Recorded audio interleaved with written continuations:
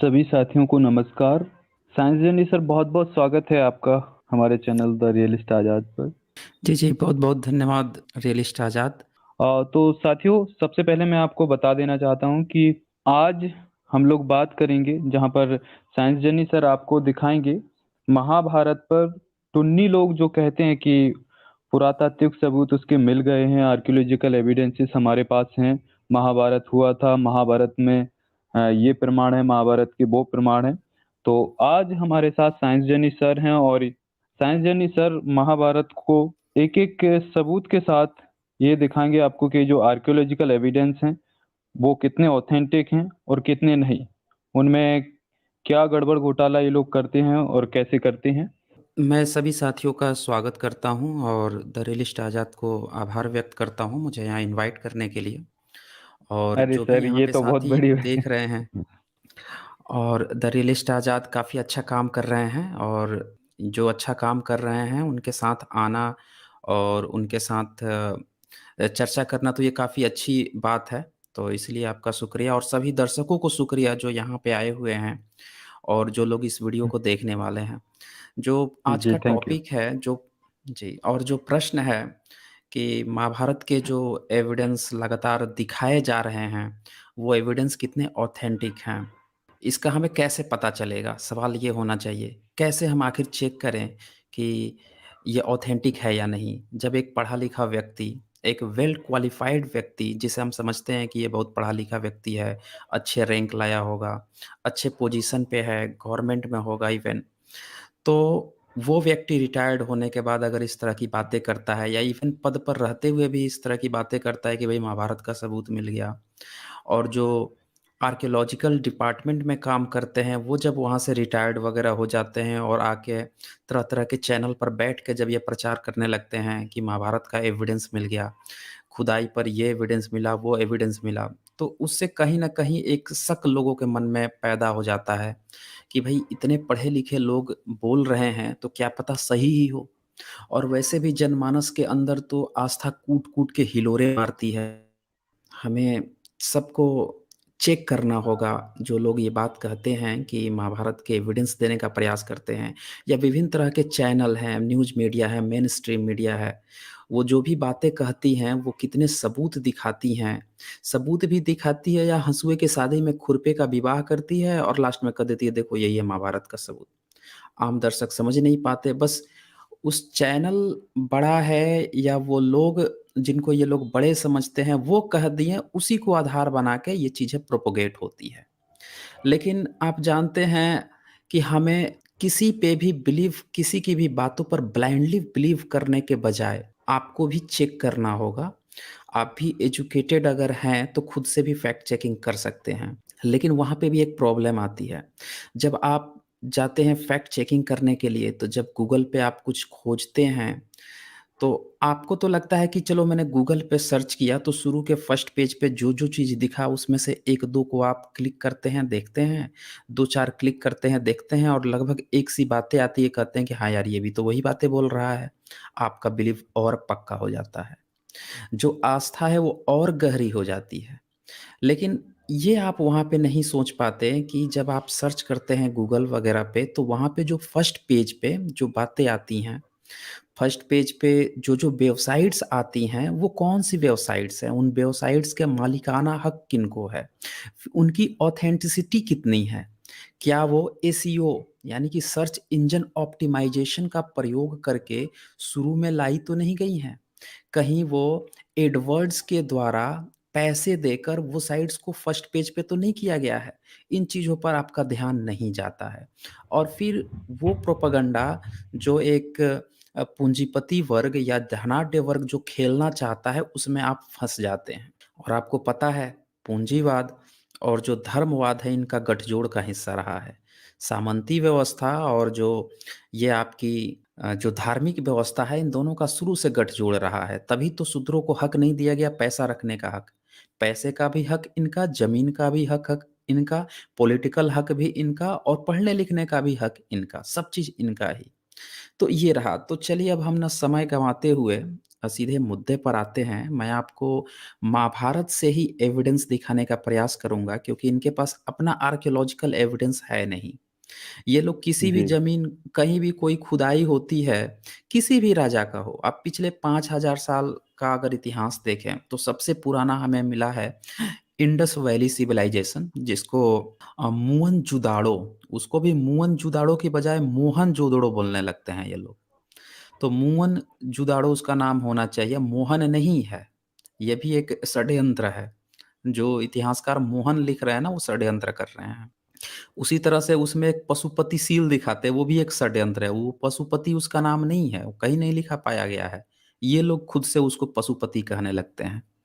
तो ये पूरा षड्यंत्र आपको समझना होगा, नामों का षड्यंत्र समझना होगा कि जो चीज़ पाई ही नहीं गई है, वो भी नाम वहाँ रख देते हैं, अपने को वहाँ पहुँचा देते हैं। तो मुअन-जुदाड़ो और हड़प्पा का जो सिविलाइज़ेशन है, वो चीज़ पाया गया है। लिपि अभी तक कन्फ़र्म नहीं हुई है, भाषा भी कन्फ़र्म नहीं हुई है। इस कारण से हम उस समय की सिविलाइज़ेशन नहीं जान पाए हैं। तो उसके पहले का सिविलाइज़ेशन कहाँ से पता होगा? ऑफ़ कोर्स कोई भी आर्कियोलॉजिकल एविडेंस नहीं मिला है। जितने भी लोग ये दावा कर रहे हैं ना कि उन्हें मिल गया, खुदाई में ये मिला, वो या तो ये सिंधु घाटी सभ्यता, मोहनजोदाड़ो और हड़प्पा की संस्कृति के ही जो खुदाई होती है, उत्खनन होते हैं, उसके जो आर्कियोलॉजिकल चीज़ें होती हैं, उसी को उठाकर दिखाने की कोशिश करते हैं कि उसे महाभारत से जोड़ देंगे, कभी रामायण से जोड़ देंगे। अच्छा, अब क्या होता है कि जब इनसे सबूत आप माँगिए कि भई वो तो इंडस वैली का है, ये तो मैच ही नहीं कर रहा है कहीं से भी। ना उस पे आपके महाभारत के किसी किरदार का लिखा हुआ कुछ पाया जा रहा है कि कन्फर्म हो कि उन्हीं का है, किसी दूसरे राजा का भी तो हो सकता है। तो वहाँ पे फिर ये क्या करते हैं कि अपनी किताबें खोलकर उससे श्लोकों को दिखाने की कोशिश करते हैं कि इन श्लोक में ये लिखा हुआ है, उस श्लोक में ये लिखा हुआ है और इससे पता चलता है कि ये इतिहास है और तरह-तरह की बातें हैं। लेकिन मैं आज आपको पूरे एक-एक तथ्य को खोल कर दिखाऊँगा, चूँकि हम लोग अगले 1 घंटे या सवा घंटे बने रहने वाले हैं, तो उसमें जितने भी एविडेंस हो सकेंगे, उतनी सारी चीज़ों को मैं शेयर करने की कोशिश करूँगा और लास्ट में 15 मिनट हम लोग, अगर कोई चर्चा करना चाहता है, प्रश्न पूछना चाहता है, तो वो पूछ सकता है। तो चलिए जी, रियलिस्ट आज़ाद मैंने एक आपको शेयर किया हुआ है, उसको आप शेयर कर दीजिए। जी, ये जी, जी, डिस्क्लेमर है, इस जो आज हमारा प्रेज़ेंटेशन है, इसका उद्देश्य है साइंटिफ़िक टेम्परामेंट को इनकरेज करना और जो तथ्य या अंधविश्वास या सुपरस्टिशंस जो थोप दी जाती है बिना फैक्ट चेकिंग के, उसको सामने लेकर आना कि उसकी सच्चाई क्या है। जी, तो सबसे पहले तो हम इस पर ये चेक करेंगे कि महाभारत का जो ये एविडेंस देते हैं, अब आर्कियोलॉजिकल एविडेंस तो इनके पास है नहीं, तो उनके जो इनने कहानियाँ लिख रखी है, जो गद्य-पद्य लिख रखा है इन्होंने या अपने जो श्लोक लिख रखे हैं महाभारत में, उसके आधार पर ये अपनी बातें कहते हैं, कहाँ से ये चीज़ें आती हैं। तो मैं थोड़ा-सा आपको बता देता हूँ, एक गाथा नाराशंसी है। गाथा नाराशंसी का मतलब होता है जब आज ईसा पूर्व में जितने भी जो बुद्ध थे और उनके जो अरहत हुआ करते थे, जब इन्होंने जातक कथाएँ लिखनी शुरू की, तो उसको कथा कहते थे कि ये कथाएँ हैं। तरह-तरह की चीज़ों से बताया जाता था, लोगों को शिक्षित एजुकेट किया जाता था। तो इस तरह की चीज़ें धीरे-धीरे प्रचलित होती गईं और उनको और ज़्यादा, चूँकि बुध पर लोगों को बहुत ज़्यादा बिलीव था, तो कई लोग उसको बुध के ही जन्म से जोड़ लेते थे, कि अच्छा इसमें बुध खुद ही शिक्षा दे रहे हैं, खुद ही एजुकेट कर रहे हैं, ऐसा लोग समझने लगे। और ये चीज़ें आगे बढ़ी, इसमें जब ये गाथाएँ बढ़ती चली गईं, इतनी बढ़ी कि इसको बृहत कथा कहा जाने लगा। देखिए यहाँ पे का क्या कहा जा रहा है? कथा, बृहत कथा कहा जाने लगा। अब ये जो बृहत कथा थी, इस बृहत कथा को फर्दर एक्सटेंड किया गया। तो ये एक्सटेंशन जो है, यही एक्सटेंशन आगे चल के आज का जो रामायण महाभारत जो दिख रहा है ना, इस टर्म में आया है। इनमें से छोटी-छोटी कथा कहानियाँ हैं, जातक कथाओं की, जैसे घत जातक कथा हो गई, साम जातक कथा हो गई और दशरथ जातक कथा हो गई। इस तरह की ढेरों सारी कहानियाँ हैं, छोटी-छोटी कहानियाँ।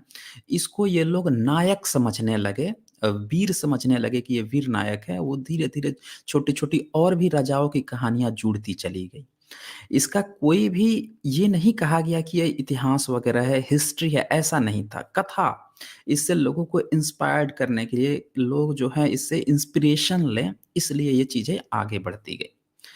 अब आगे क्या हुआ कि इसके बाद से मैं आपको दिखा देता हूँ।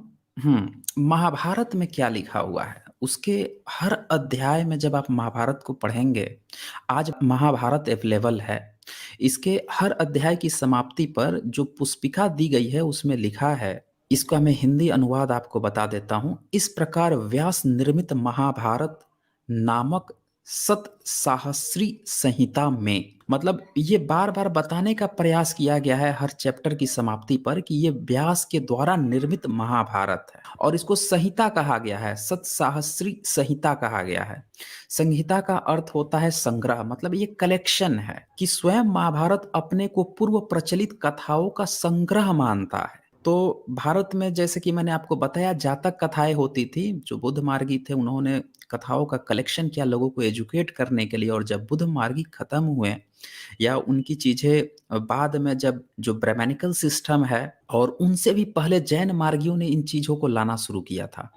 महाभारत की ज़्यादातर चीज़ें जो हैं वो जैन मार्ग से ली गई हैं, उसके पहले बौद्ध मार्ग की कुछ जातक कथाओं से उठाई गई है। तो ये चीज़ों को लाना शुरू किया था, तो ये छोटी-छोटी कथाओं का संग्रह कर रहे थे। इतिहास की बात नहीं हो रही है, कथाओं की संग्रह की बात हो रही है।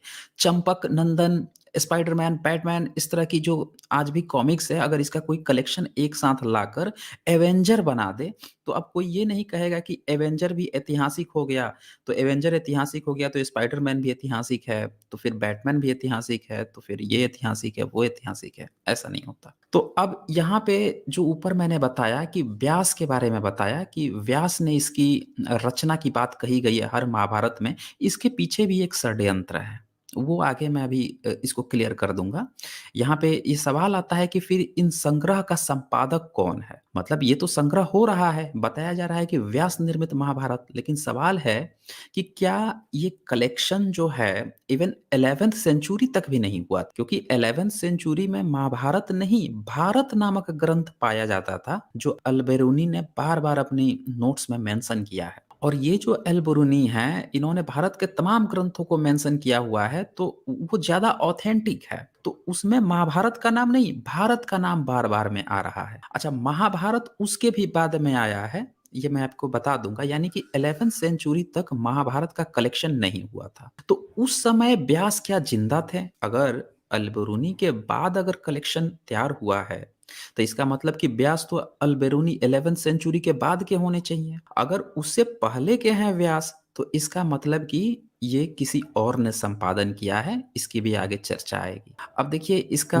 जी। महाभारत का जब आप आदि पर्व पढ़ेंगे, तो आदि पर्व में सारी बातें लिखी हुई हैं। उससे आपको ना पूरी तरह से क्लियर हो जाएगा, क्या बातें लिखी हुई हैं। ये अध्याय 62 है आदि पर्व का, उसका 22 श्लोक जब आप पढ़ेंगे, तो उसमें साफ-साफ लिखा है कि कृष्ण द्वैपायन व्यास ने सबसे पहले इसका संपादन किया। तब इसमें सिर्फ 88,000 श्लोक थे।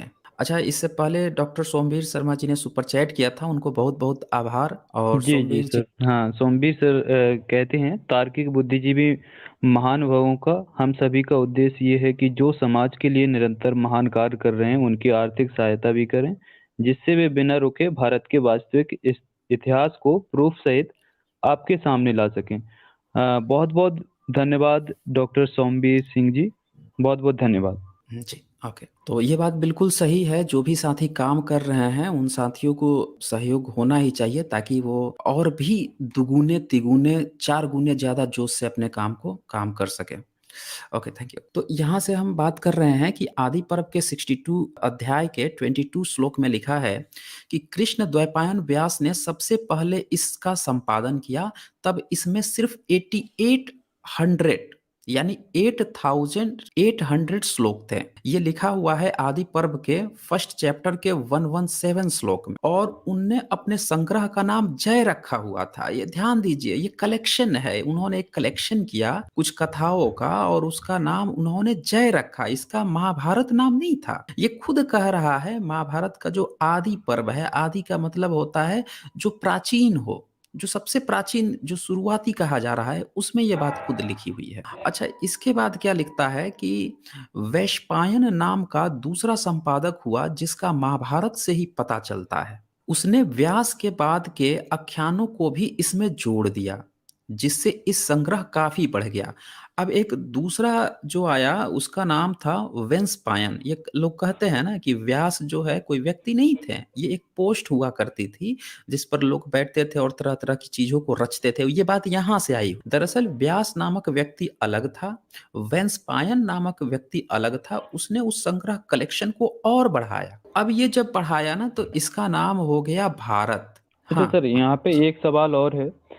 जो लोग कहते हैं, वैसे सर ये तो षड्यंत्रकारी हैं, वो सभी को समझ में आता है और षड्यंत्र करते रहेंगे।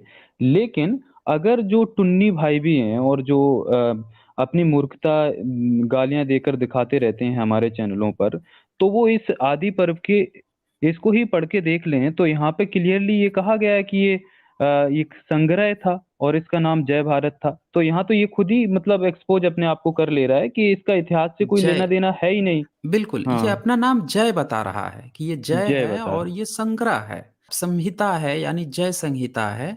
इसके बाद से वेंसपायन जो दूसरा संपादक होता है, फिर ये कलेक्ट करता है कुछ-कुछ जो कहानियाँ होती है। एक्चुअली ये जैनियों का काम था, जो जैन मार्गी थे ना उनका ये काम था। ये लोग जैसे बौद्ध मार्गी की जातक कथाएँ थीं, उसी तरह से ये लोग भी अपनी बातें इकट्ठा कर रहे थे। ब्राह्मणों है। के जी। हाथ में ये चीज़ें आई हैं तकरीबन 9वीं-10वीं सदी के बाद आई हैं और वहाँ से उन्होंने महाभारत की रचना की है जिसको संस्कृत में पूरी तरह से गढ़-मढ़ कर दिया है, इधर का उधर कर दिया है। तो ये जो हुँ, कलेक्शन जो तैयार हो रहा था ना, कलेक्शन की पद्धति, ये बौद्धों और जैनों में श्रमण परंपरा का हिस्सा थी। बौद्ध जो हैं वो भी जातक कथाएँ क्या है, पा 500 से ज़्यादा का कलेक्शन है, उसी तरह से ये भी कलेक्शन कर रहे थे जैनी। तो बाद में हुँ, क्या हुआ कि जैनियों से ज़्यादातर लोग साउथ में ये लोग थे और कन्वर्ट हो गए ब्राह्मणिकल सिस्टम में। तो आज भी इनके पांडव पुराण है। आप जैन में जाएँगे, जैन रामायण है, पांडव पुराण है, इनके आदि पुराण है और भी तरह-तरह के पुराण है, वो सब में इनकी क कहानियाँ मिलेंगी। ये पांडवों की महाभारत की मिलेगी, जो वासुदेव है उसका मिलेगा। लोगों को अच्छा लगेगा सर, ये तो पूरा महाभारत चल रहा है। यहाँ पे मुझे एक बात याद आ रही है। जैसा ये लोग हुँ, हुँ। मतलब किसी को भी इतिहास बना देते हैं, इस हिसाब से मुझे लगता है अगर फूले, अंबेडकर, पेरियार साहब ये लोग महान महामानव हुए हैं, अगर कहीं ये धार्मिक रहे होते, तो मुझे लगता है गारंटीड ये लोग इनको विष्णु, राम पता नहीं किनका-किनका अवतार घोषित कर लेते और उनकी अवतार मूर्तियाँ पूरे घोषित कर भारत में देते हैं। हाँ, मूर्तियाँ पूरे भारत में मंदिर बन जाते। लेकिन आज अगर वो इनके पाखंडों को उखाड़ के फेंक दिए, तो ये उनकी मूर्तियाँ उखाड़ रहे हैं। जी सर, कंटिन्यू कीजिए। तो अब इसके बाद क्या होता है कि ये जो वेंस्पायन हैं, ये 8800 को बढ़ाकर 24,000 श्लोक कर देते हैं। श्लोक बढ़ रहा है, आकार वृद्धि हो रही है और अब इसका नाम जय को हटाकर क्योंकि अब कलेक्शन बढ़ गया है, तो अब जय नहीं रहा बल्कि इसका नाम भारत संहिता कर दिया गया। नाम भी बदल गया, कलेक्शन बढ़ गया तो नाम भी बदल गया। अच्छा, भारत संहिता किया गया जब, तब तक भारत देश का नाम भारत नहीं था, याद रखिएगा। हुँ, हुँ। भारत का नाम जो है सम्राट अशोक हों तब तक इसका जम्बूद्वीप हुआ करता था और इसके बाद से 7th सेंचुरी तक भी भारत नाम नहीं था। तो ये जब भारत किया गया ना इसका मतलब भारत संहिता ये भारत का संहिता है। यानी कि जब इस देश का नाम भारत होने की थोड़ी-सी चांसेस बढ़ गए थे, तब इस कलेक्शन का नाम भी कहा गया कि अब ये भारत की संहिता है। यानी ये हुँ, बात भी इससे गारंटीड हो जाती है कि 7th-8th सेंचुरी तक ये चीज़ें रची नहीं गई थी। ये तब रची गई जब जम्बूद्वीप से जो हिंदाव था या जो ग्रीक्स थे वो आए थे इसको हमेशा इंडिका बोले हैं और जम्बूद्वीप लिखा हुआ लिखित रूप से हमें कई जगह पे मिल चुका है। तो ये साफ-साफ पता चलता है कि जो लोग इसको पीछे ले जाते हैं ना इनसे, वो झूठ बोलते हैं। बहुत ज़्यादा झूठ हुँ, बोलते हैं। अच्छा ये बात अल-बरूनी लिखता है 11th सेंचुरी में तो फिर वो भारत का नाम लेता है। इसका मतलब कि 11th सेंचुरी तक लगभग ये आ गया था 24,000 श्लोक वाली बात। अभी महाभारत नहीं आया था। अच्छा इसके बाद क्या होता है कि आख्यान निरंतर बनते गए उनको एकत्र करने के उद्देश्य से भारत संहिता में और परिवर्तन किया गया। और इस बार जो तीसरा संपादक था उसका नाम था उग्रश्रवा सौती। इसने 96,244 श्लोक बना दिए। देखिए ये एक्सटेंशन देखिए, 24,000 से सीधे सीधे लगभग 1 लाख पहुंच रहा है श्लोक। अब तो 1 लाख से ज्यादा हो गया है, ये तो 96,244 बता रहा है। ये उग्रश्रवा सौती ने किया, ये तीसरा ऐसा लेखक था महाभारत का जिसने इतना कर दिया। तो इसके बाद से अब ये ज्यादा हैवी हो गया ये संग्रह कलेक्शन, तो इसका नाम कर दिया गया महाभारत।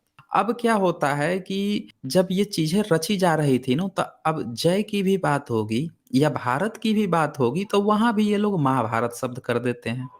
जो भी इतिहासकार लिखता है तो उसे जय की भी बात लिखनी होगी, जो व्यास का लिखा हुआ 8800 श्लोक बताया जा रहा है उसको भी वो महाभारत कह देगा। इससे लोगों में कंफ्यूजन पैदा हो जाता है। उदाहरण के लिए 7th सेंचुरी का पुलकेशिन द्वितीय है, एक जैन शासक है साउथ का। वो इसकी चर्चा करता है कि आज से 5000 ईयर्स पहले कुछ इस तरह की चीजें हुई होंगी, तो वो व्यास का भी उसमें नाम आता है। तो इस ये जैन शासक है, ये जैन शासक है, वो इसका नाम ले रहा है। वहां पे कोई दूसरा कोई नाम नहीं ले रहा है, ब्राह्मणिकल सिस्टम या कोई तथाकथित हिंदू सम्राट, ऐसा कोई नहीं है। जैन शासक नाम ले रहा है। उनके पांडव पुराण भी है, उनकी इससे रिलेटेड ढेर सारी चीजें हैं, वो ले रहा है। तो वहां से पता चलता है कि उस समय तक 7th सेंचुरी तक मे बी 8800 श्लोक की रचना हुई थी, लेकिन वो एक्चुअल किताब कहाँ गई वो किसी को नहीं पता है। आप मेरी बात को समझें, जो शुरू की जो रचना थी उसको तो बाद में जब 2400 किया वेंसपायन ने, तो पहले वाला जो 8800 श्लोक है वो एज इट इज है, इसकी कोई गारंटी नहीं है। मे भी हो सकता है कि उस पर उसने अपनी कलम चला ली हो, उसको जो है अपने रूप से जो चाहता हो लिखना उसके अनुसार उनको भी कन्वर्ट कर लिया हो, जिसको हम कहते हैं ब्राह्मणीकरण करना। और फिर जब ये जो थर्ड बंदा है उग्रश्रवा सौती, जब इसको 96,244 श्लोक बनाता है, तो ये भी पॉसिबिलिटी है कि इसने क्या किया होगा कि अपनी इन कहानियों का अस्तित्व पहले वालों से जोड़ने के लिए पहले वालों का भी ब्राह्मणीकरण कर दिया हो, इसकी हम्म। पॉसिबिलिटी ज्यादा है। तो इतिहास इसी को ये लोग क्या कहते हैं, मिलावटी है, मिलावटी है। सवाल ये है कि आपके पास जो अवेलेबल है अगर वो मिलावटी है तो ओरिजिनल वाला आप कैसे पता लगाओगे? सवाल ये है, जी आप कैसे जी पता जी लगाओ कि बिल्कुल। ओरिजिनल वाला क्या था? वो तो खत्म हो चुका है, उसका तो जो हम्म। करना था वो कर चुका है। लेकिन जब आप जातक कथाओं से मैच करोगे तो आपको पता चलेगा कि अच्छा, जातक कथाएं ही की कहानियां चुरा कर इन लोगों ने अपने हम्म, ढंग से यहाँ पे लिखी है। ये जी। एक प्रमाण पता चलता है कि ओरिजिनल इनकी कहानियां किस तरह से रही होंगी और किस तरह से ब्राह्मणिकल करके इन्होंने अपना रामायण और अपना महाभारत बनाया है। चलिए आगे बढ़ते हैं इसमें। इसका मतलब सर इनका अपना कुछ भी नहीं है, सारा चोरी का कुछ माल भी है। नहीं है, सब सब चीज वही है, हम्म। आज भी यही कर रहे हैं। अभी कोरोना हम्म। आई तो कोरोना मैया बना लिया, कोरोना इनका अपना था हाँ। नहीं, मैया तुरंत बना हम्म। लिया। जो जी जी। सिचुएशन जहां जैसी पड़ती है। अच्छा, 1965 और 70 के दशक में इन्होंने संतोषी माँ एक नाम लेकर आ गए थे, ये संतोषी माता, संतोषी माता।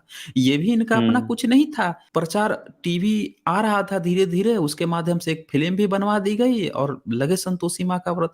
तो जहां जैसी सिचुएशन पड़ती है वहां ये देवता गढ़ लेते हैं, बना लेते हैं। अगल बगल जो चीज थोड़ी सी फेमस हो रही होती है उसी को देवी देवता बना के उसको अपना बना लेते हैं, यही करते हैं, इनका अपना कुछ भी नहीं है। जी, अब तो इनके 33 करोड़ पार कर गए होंगे देवी देवता तो। हाँ। और करते ही तो जाएंगे। ये करते जाएंगे। अच्छा, तो ये आदि पर्व के चैप्टर 1 के 274 में लिखा है कि अब इसका नाम जो है महाभारत कर दिया गया, जब ये कर दिया तीसरा गया। जो लेखक था उग्रश्रवा सोती, इसने जब 96,244 श्लोक लिख लिए। ये यहाँ से हम्म। कंफर्म होता है कि अब इसका हुआ। अच्छा, अब क्या हुआ है कि इस पर लोगों का जो ये तर्क है ना कि नहीं भाई ये तो इतिहास ग्रंथ है। तो आपको मैं एक छोटी सी बात बताता हूँ कि कई सारी जो दार्शनिक हुए हैं भारत में 7th 8th सेंचुरी के इर्द गिर्द में, हम्म। तो उन लोगों के नाम पर स्मृति ग्रंथ लिखा गया है। उन लोगों के नाम पर मतलब उनके नाम पर कुछ ग्रंथ लिखा गया है फिलहाल में। उनका लिखा हुँ, हुआ नहीं मिला है। जैसे कुमारिल भट्ट हो गए, इनको 700 हुँ, ईस्वी का या 800 ईस्वी के करीब का, ये 700 ईस्वी भी यहाँ पे नहीं है एग्जैक्टली, अगर हम मैच करें तो ये कुमारिल भट्ट समकालीन है शंकराचार्य के। शंकराचार्य का जन्म हुआ था 788 ईस्वी में। तो ये कहा हुँ, जाता है कि शंकराचार्य इनसे मिला था जब ये सुसाइड करने बैठे थे। ये बुद्धिस्ट थे, बौद्धों के गुरु बनाए हुँ, हुए थे, उन्हीं के हुँ, चेले थे बुद्धिस्टों के। तो हुँ, लेकिन इसको ये लोग कहते हैं कि भाई वो उनसे अलग हो रहे थे, जैसे शंकराचार्य अलग हो रहा था वैसे ये भी अलग हो रहे थे। तो इनकी जो बातें हैं ना, ये तकरीबन 800 कुछ ईस्वी के होंगे ये, अगर समकालीन है तो। तो इनका जी, लिखा हुआ कुछ नहीं मिला, लेकिन ब्राह्मणिकल लोगों ने इनके नाम पर एक किताब लिख रखी है और बताया है कि ये कुमारिल भट्ट की किताब है। उसमें हुँ, भी इन्होंने क्या लिखा है वो जानना ज़रूरी है। देखिए इसमें क्या लिखता है कि बाद में प्राचीन भारतीय विद्वानों और लेखकों ने इसे इतिहास ग्रंथ नहीं स्वीकारा। प्रसिद्ध दार्शनिक कुमारिल भट्ट 700 ईस्वी ने इसे स्मृति ग्रंथ माना है। समझे आप? स्मृति ग्रंथ का मतलब जी, होता है कि जिसका हमारे पास एविडेंस नहीं हो, कोई व्यक्ति बैठ रहा हो लिखने के लिए और स्मृति कर रहा हो ना, मैं याद कर रहा हूँ, मुझे याद आ हुँ, रहा है, किसी ने ऐसा कहा था, वैसा कहा था। स्मृति मतलब अपने याद में, जैसे आप जो है बैठ गए लिखने के लिए, आप याद कर रहे हैं कि अच्छा बाबा साहब ने ऐसा कहा था, अच्छा ये फूले ने ऐसा कहा था, अच्छा बुद्ध ने ऐसा कहा था। इसको स्मृति ग्रंथ हुँ, कहते हैं। और एक होता है स्मृति के अलावे दूसरा जो होता है, जिसको कहते हैं कि पीढ़ी दर पीढ़ी धोते हुए लेकर आए हैं, गाते श्रुति, हुए लेकर आए हैं। हाँ, श्रुति मतलब कि हुँ, उसको जो है सुन-सुन कर याद करते समझी, हुए आए हैं। श्रुति मतलब कि हुँ, एक ने कहा, दूसरे ने सुना, फिर उसने कहा, दूसरे ने सुना। हुँ, हुँ, हर्षवर्धन उनके ये दरबारी कवि थे। तो ये इनका जो कालखंड था, ये 600 से 640 ईस्वी के करीब का कहते हैं, वो इसको काव्य ग्रंथ कह रहे हैं। और ये सुबंधु हुँ, भी थे उसी समय, ये लोग बुद्धिस्ट राजाओं के यहाँ थे। ये लोग उसे कहते हैं कि ये काव्य ग्रंथ है। तो देखिए महाभारत की अभी बात नहीं हो रही है। उस समय जो जैनों ने अपने इस तरह की बातें लिखनी शुरू की थी, भारत नामक ग्रंथ की, उसकी बात चल रही है। कि वो अभी हुँ, स्मृति है, वो कोई कोई कह रहा है कि ये काव्य ग्रंथ है, इस तरह की बात चल रही है। ये नहीं हो रहा है कि ये इतिहास है। ऐसे में महाभारत को इतिहास ग्रंथ कहना तो बिल्कुल गलत है। कुल मिला के उस समय तक महाभारत तो रचा ही नहीं गया था। जो चीज़ आ रहा था, जो थोड़ा-बड़ा कलेक्शन चल रहा था, उसको भी उस समय इतिहास नहीं माना गया। जब महाभारत बना दिया गया तो वो कैसे हो जाएगा इतिहास ग्रंथ? ये आगे सवाल है, उस पर भी मैं डिस्कस करूँगा। जी, जी, अच्छा, इसमें अब आता है कि महाभारत में है क्या? मतलब कैसे लोग कहते हैं कि भई ये तो इतिहास ग्रंथ है। तो पहले हमें तो ये समझना होगा कि महाभारत में ऐसा दिया हुआ क्या है जिसके आधार पर इसको इतिहास ग्रंथ कहा जाता है या ये काल्पनिक कहा जाता है। तो इसमें जो हुँ, है हुँ, 2 परिवार हैं, कहा जाता है कि कौरव हैं और पांडव हैं। इनका जो क्षेत्र बताया जा रहा है, ये क्षेत्र बताया जा रहा है जो दिल्ली और मेरठ और जो हरियाणा का क्षेत्र है, हरियाणा में तो लड़ाई बताई जा रही है कुरुक्षेत्र में, और बताया जा रहा है कि इंद्रप्रस्थ तो वहीं पे है।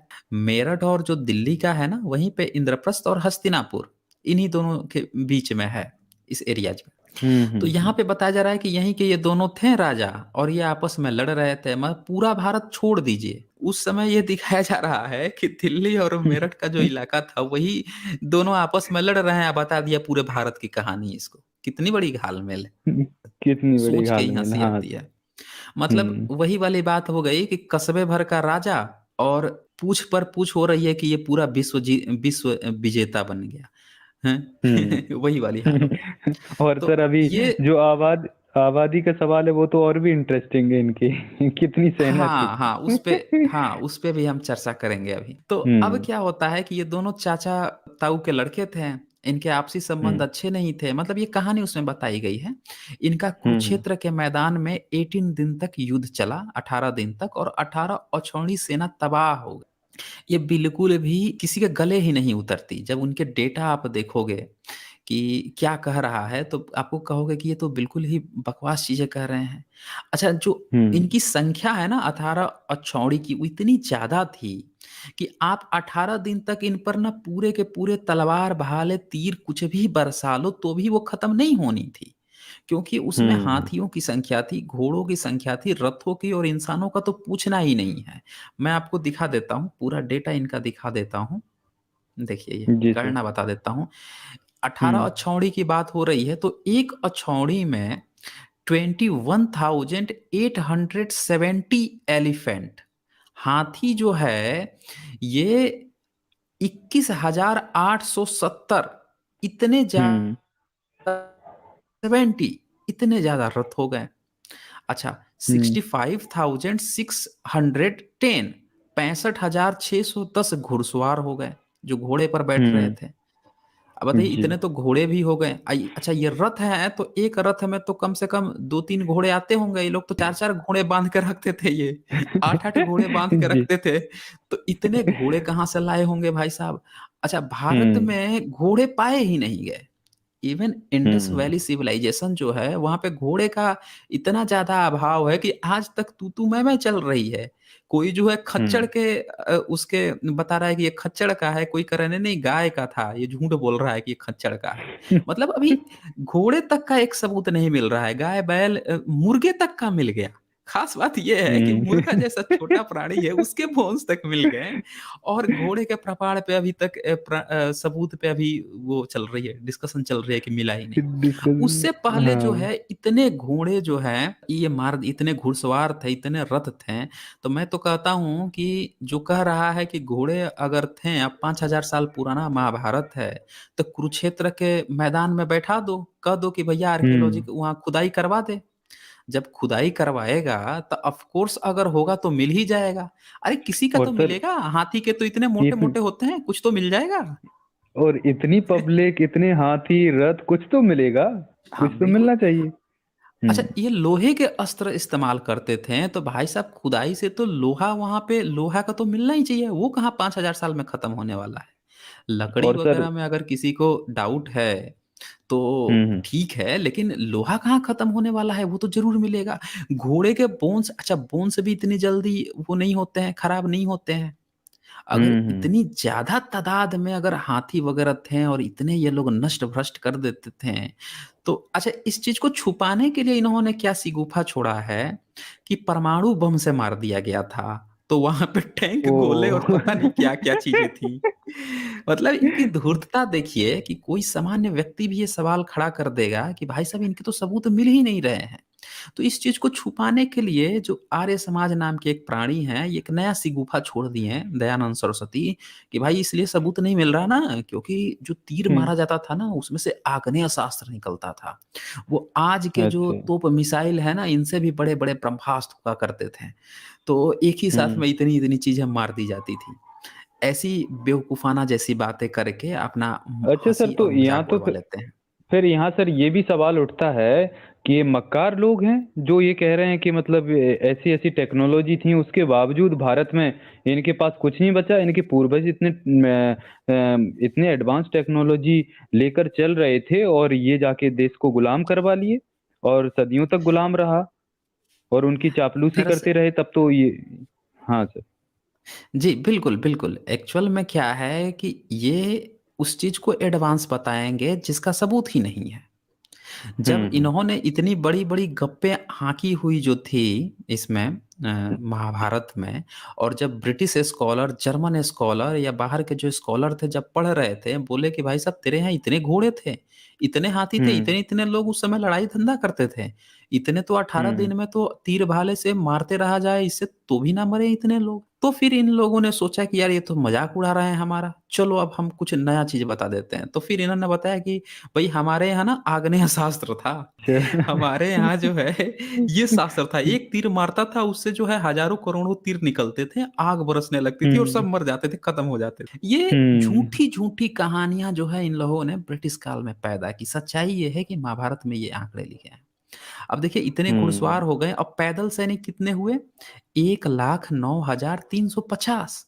देख रहे हैं? इतने पैदल हम्म। सैनिक। ये एक अछौड़ी की बात हो रही है। जब आप ये एक 18 अक्षौड़ी की। अछौड़ी करेंगे, हाँ, ये सारी हम्म। बातें लिखी हैं महाभारत के आदि पर्व के अध्याय 2 के 22 से 26 श्लोक में लिखी हुई हैं। अच्छा, वो खुद ही क्लियर किस कर रहा है कि इसका इतना वो आंकड़ा है। हाँ, अगर किसी को भी हम्म। डाउट है तो वो जाके ये चेक कर ले, आदि पर्व का अध्याय 2 का 22 से 26 श्लोक, उसमें सारी चीजें ये लिखी हुई हैं।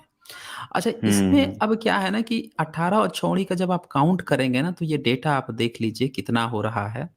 3,93,660, यानी कि 3,93,660 इतने एलिफेंट। अच्छा, हाँ चैरियट जी भी हाँ। इतने हो जाएंगे। अच्छा, चैरियट जब इतने हो गए तो घुड़सवार कितने हो जाएंगे? 11 लाख हो जाएंगे। 80,980 हो जाएंगे इतने घुड़सवार। अब घोड़ों की संख्या कितनी हो जाएगी? तो ये घुड़सवार की संख्या प्लस जो ये चैरियट है, जो रथ है, इसमें जितने घोड़े हैं उसका डबल कर लीजिए या 4 टाइम्स कर लीजिए, इतने और बहुत ज्यादा हो हम्म। गए घोड़े। अच्छा, पैदल जी। सैनिक कितने हो जाएंगे? 19,68,300 इतने ज्यादा सैनिक हम्म हो जाएंगे।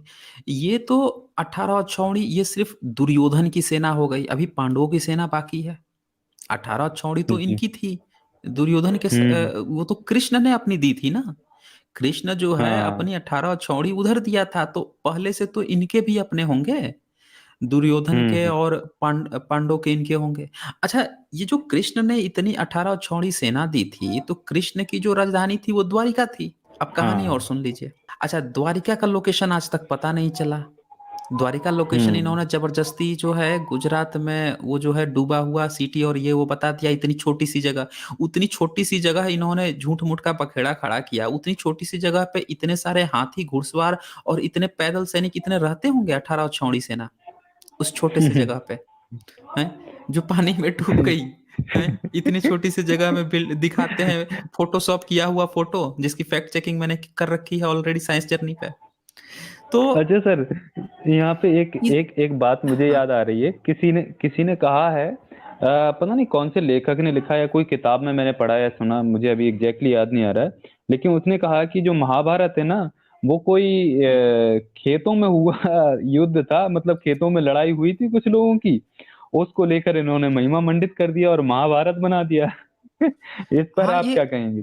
हो सकता है, इसमें कोई दो राय नहीं है। ये लोग कुछ भी कर सकते हैं, ये कोरोना को माँ भी बना सकते हैं। ये जो है कुछ भी। कुतिया को बना देते सर। हाँ, ये कुतिया के कुतिया भी की पूजा मंदिर हो हैं। रही है, कुतियों के मंदिर हाँ हो रहे मंदिर हैं, है। ये कुछ भी कर सकते हैं। इनकी पेट जहां से भर रहा हो ना, वहां पे कुछ भी ये कर सकते हैं। ये गणेश और को अगर जब आप दूध पिलवा सकते हैं, जब सोचिए व्हाट्सअप नहीं था, जब सोशल मीडिया हम्म फेसबुक नहीं था, ट्विटर उस समय नहीं था, उस समय इन लोगों का नेटवर्क इतना तगड़ा था कि दोपहर से शाम तक पूरा भारत जो है दूध पिला रहा था मूर्तियों को। हाँ ये पूरा जो बढ़िया है है। हर मंदिर में जाके ये देवी देवताओं को, किसी भी मूर्ति को दूध पिला रहे हैं। इतना इनका हम्म तगड़ा नेटवर्क है उस समय से। आज तो कल खैर व्हाट्सएप यूनिवर्सिटी इनकी आ गई है, और फेसबुक और सोशल मीडिया के थ्रू तो ये फेक न्यूज खूब फैला ही रहे हैं। तो इनकी जो हम्म एडवर्टाइजिंग है ना फेक न्यूज फैलाने की, ये शुरू से ही बहुत स्ट्रांग रही है। इसी कारण से ये कोई भी छोटी से छोटी बेफालतू की और फेक न्यूज है तुरंत फैलवा लेते हैं। तो जी। ये चीज हो गया। अच्छा, दूसरी बात इनकी क्या है कि ये तो अभी मैंने द्वारिका में कहा कि द्वारिका में इतने सैनिक कहाँ ये रखते थे। मथुरा से तो ये भाग गए थे।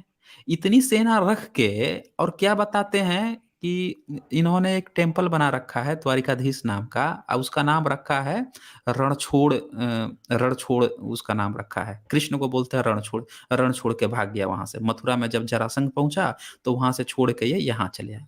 भाई साहब, तुम्हारे पास हम्म इतने सैनिक थे, इतने घुड़सवार थे, और तुम जरासंध का लड़ाई नहीं कर पाए थे। तुम हम्म। महाभारत का लड़ाई करवा दिए, जिसमें बोल रहे हो पूरा भारत और विदेश से और कहाँ कहाँ से लोग आ गए थे लड़ने के लिए, और तुम जो है मथुरा में अपनी राजधानी नहीं बचा पाए थे। अच्छा, फिर इतने सैनिक इतनी इनकी हास्यप्रद है गप है, आगे अभी भी दिखाऊंगा मैं पूरे सबूत। अच्छा, इतने हम्म। जितने ये सैनिक इन्होंने लिख रखे हैं, इन सारी चीजों को आप उठा के कुरुक्षेत्र जहाँ पे महाभारत की लड़ाई बताते हैं वहां पे बैठा दोगे आप, तो वहां पे इतने छोड़ दीजिए, इसके हाफ के हाफ भी वहां पे नहीं आ पाएंगे। वहां पे सही है। इतना छोटा सा फील्ड है कि वहां पे ये सैनिक आ ही नहीं सकते, लड़ाई झगड़ा की तो बहुत दूर की बात है। अरे सैनिक पूरा छोड़िए सर, कुरुक्षेत्र, मुझे पूरा तो लगता है सर कुरुक्षेत्र कम हाथी पड़ घोड़े भी जाएगा। नहीं आएंगे। नहीं हाथी आ घोड़े भी नहीं आ पाएंगे, पाएंगे। नहीं आ पाएंगे। हम्म। अच्छा, उससे भी खास बात कि 18 दिन तक, 18 दिन हम्म। तक इतने हाथियों का खाना, हाथी कम खाता है जी। इतने दिन तक पानी भी घोड़ों पूर्ति का ना होगा। इतने, हाँ, पानी पानी की पूर्ति कहाँ से लाएँगे? कितने के कितने इनके तालाब और नदियाँ गायब हो जाएँगी, 18 दिन तक उन्हें खिलाने-पिलाने में। इनकी ये पता नहीं क्या कब हाँके हुए हैं। और सबसे ख़ास बात है कि पढ़ा-लिखा जो बंदा है, जो अपने को कह रहा है कि हम डॉक्टरेट हैं, हम डीलिट किए हुए हैं जी। हम जो है हुँ, विदेश से संस्कृत में डिग्री लिए हुए हैं जी।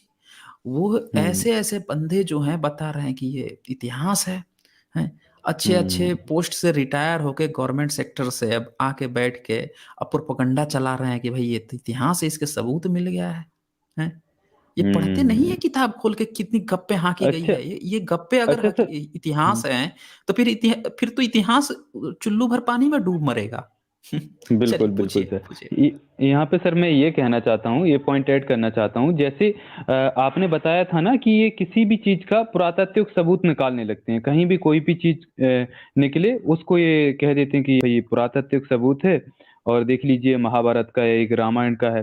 तो उससे सच्चाई का लेना-देना कुछ नहीं होता, लेकिन एक्चुअली पता सर पढ़े-लिखे लोग मान क्यों लेते हैं? इसका मुझे एक ही रीज़न लगता है कि जैसे मैं सोचता हूँ कि कुछ टाइम 1 डेढ़ साल या 2 साल मान लीजिए जब मैं भी एक आस्तिक हुआ करता था, तो मैंने आपको बताया भी था कि अगर कोई हुँ, हुँ। मेरे फ़ेवर की बात होती थी, मान लीजिए अगर कोई धार्मिक बात कर रहा है, अगर कोई रामायण के प्रूफ़ दे रहा है, तो भले वो फ़र्ज़ी हो, लेकिन मेरी उसमें गहरी आस्था है और मैं नहीं चाहता कि रामायण काल्पनिक साबित हो।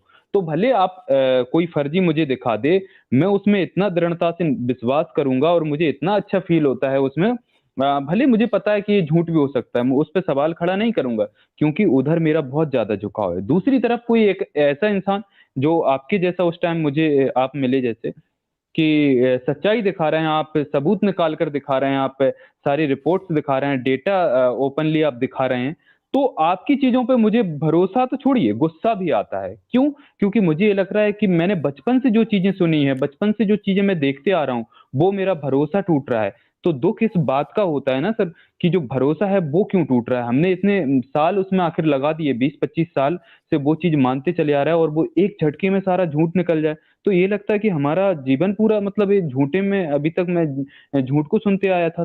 तो ये रीज़न है कि ये लोग जो धार्मिक लोगों को बेवकूफ़ बना पाते हैं और कोई भी फर्ज़ी चीज़ इन्हें पता होता है कि धार्मिक लोग हैं, वो इसको मान लेंगे और उसका रीज़न ये है कि उनकी गहरी आस्था पहले से बैठी हुई है। इस पर सर आप क्या कहना चाहेंगे? किस हद तक ये बात सही हो सकती है? जी, जी। बिल्कुल, बिल्कुल। एक्चुअली में ये चीज़ें चोट पहुँचाती हैं। जब हमें ऐसा लगता है मन का जो ईगो है, एक्चुअल में हुँ, भारत की जो श्रवण परंपरा रही है ना, उसने इन चीज़ों को पहचान लिया था। पंचशील के क्या सिद्धांत है? यही सिद्धांत है ना कि भई हुँ, ज आपके अपने अंदर का जो अहम है, वो जो आपके अंदर की तृष्णा है, जो द्वेष है, इन चीज़ों को हटाना है। तो इस चीज़ के लिए ये भी तक कहा गया है कि आप अगर आ रहे हो तो अपना केस भी हटा दो, अपने बाल भी हटा दो। आजकल क्या करते हैं ये अच्छा। लोग, किसी का भी बाल हुँ, अगर हट गया हो तो उसे कहते हैं अच्छा ये तो टकलू हो गया है, अच्छा ये तो ये हो गया हुँ, है, अच्छा किसी का नेचुरल अगर उड़ गया हो तो उसको और चिढ़ाते हैं लोग। लेकिन उस हुँ, हुँ, समय भी लोगों के बाल उड़ते होंगे, लेकिन ये परंपरा क्यों बनाई गई? इसलिए बनाई गई कि आप इतना ज़्यादा वो हो गए हो अंदर से स्ट्रॉन्ग हो गए हो कि अब आपको फ़र्क ही नहीं पड़ता। और उन लोगों को जी। वो कहा गया मतलब कि अशिक्षित कहा गया, अनाड़ी कहा गया, जो लोग अभी इस मोह में फँसे हुए थे कि अच्छा मुझे ये हुँ, होना चाहिए, मेरे ऐसे होना चाहिए, वैसे होना चाहिए, इन लोगों को अनाड़ी कहा गया। तो इससे ये पता चलता है ना कि अगर आपके अंदर ईगो है, तो तभी आपका ईगो हर्ट होगा। अगर आप रेशनल व्यक्ति हैं, आपके अंदर सच्चाई को एक्सेप्ट करने की ताकत है, आप ब्रेव इंसान हैं, एक कहा जाता है ना ब्रेव हार्ट, आप दिल के हुँ, हुँ, मजबूत इंसान हैं, सच्चाई को एक्सेप्ट करते हैं, तो वो सच्चाई कितनी भी कड़वी क्यों ना हो, आप उस सच्चाई के साथ आएँगे, उसको एक्सेप्ट करेंगे। अगर आप जी, कायर बिल्कुल। हैं, डरे हुए संकालू हैं, तो छुप जाएँगे, सच सुनते ही आपकी अंदर की फटने लगेगी। आप जाके कहीं पे जगह खोज के छुप जाएँगे, डर जाएँगे, यार सच ना सुनूँ, नहीं तो इससे तो मेरी आस्था हिल जाएगी। तो हुँ, हुँ, इसीलिए हुँ। सच जानना ज़रूरी है। अच्छा अच्छा सर यहाँ पे एडवोकेट साहब ए कुछ कह रहे हैं, जुआरियों की लड़ाई। जी। अच्छा सर जी, जी, और बिल्कुल। ये पेनिसिया जी का एक सुपर चैट है, ये कहते हैं Nilesh Oak claims the dating of Ramayana and Mahabharata using archeo archaeo archaeo astronomy. Astronomy, please address this please evidence. Address this evidence. जी जी, मैं इसको अभी कवर कर दूंगा। वैसे तो रामायण का मैं कवर कर चुका हूँ, आप साइंस जर्नी के वीडियो 175 पे आप देख सकते हैं। और जो इसका महाभारत का है, आज मैं कवर कर दूंगा यहीं पे, इसी सेशन में। द रियलिस्ट आजाद जी के जी। चैनल पे आपको ये चीज़ मिल जाएगी।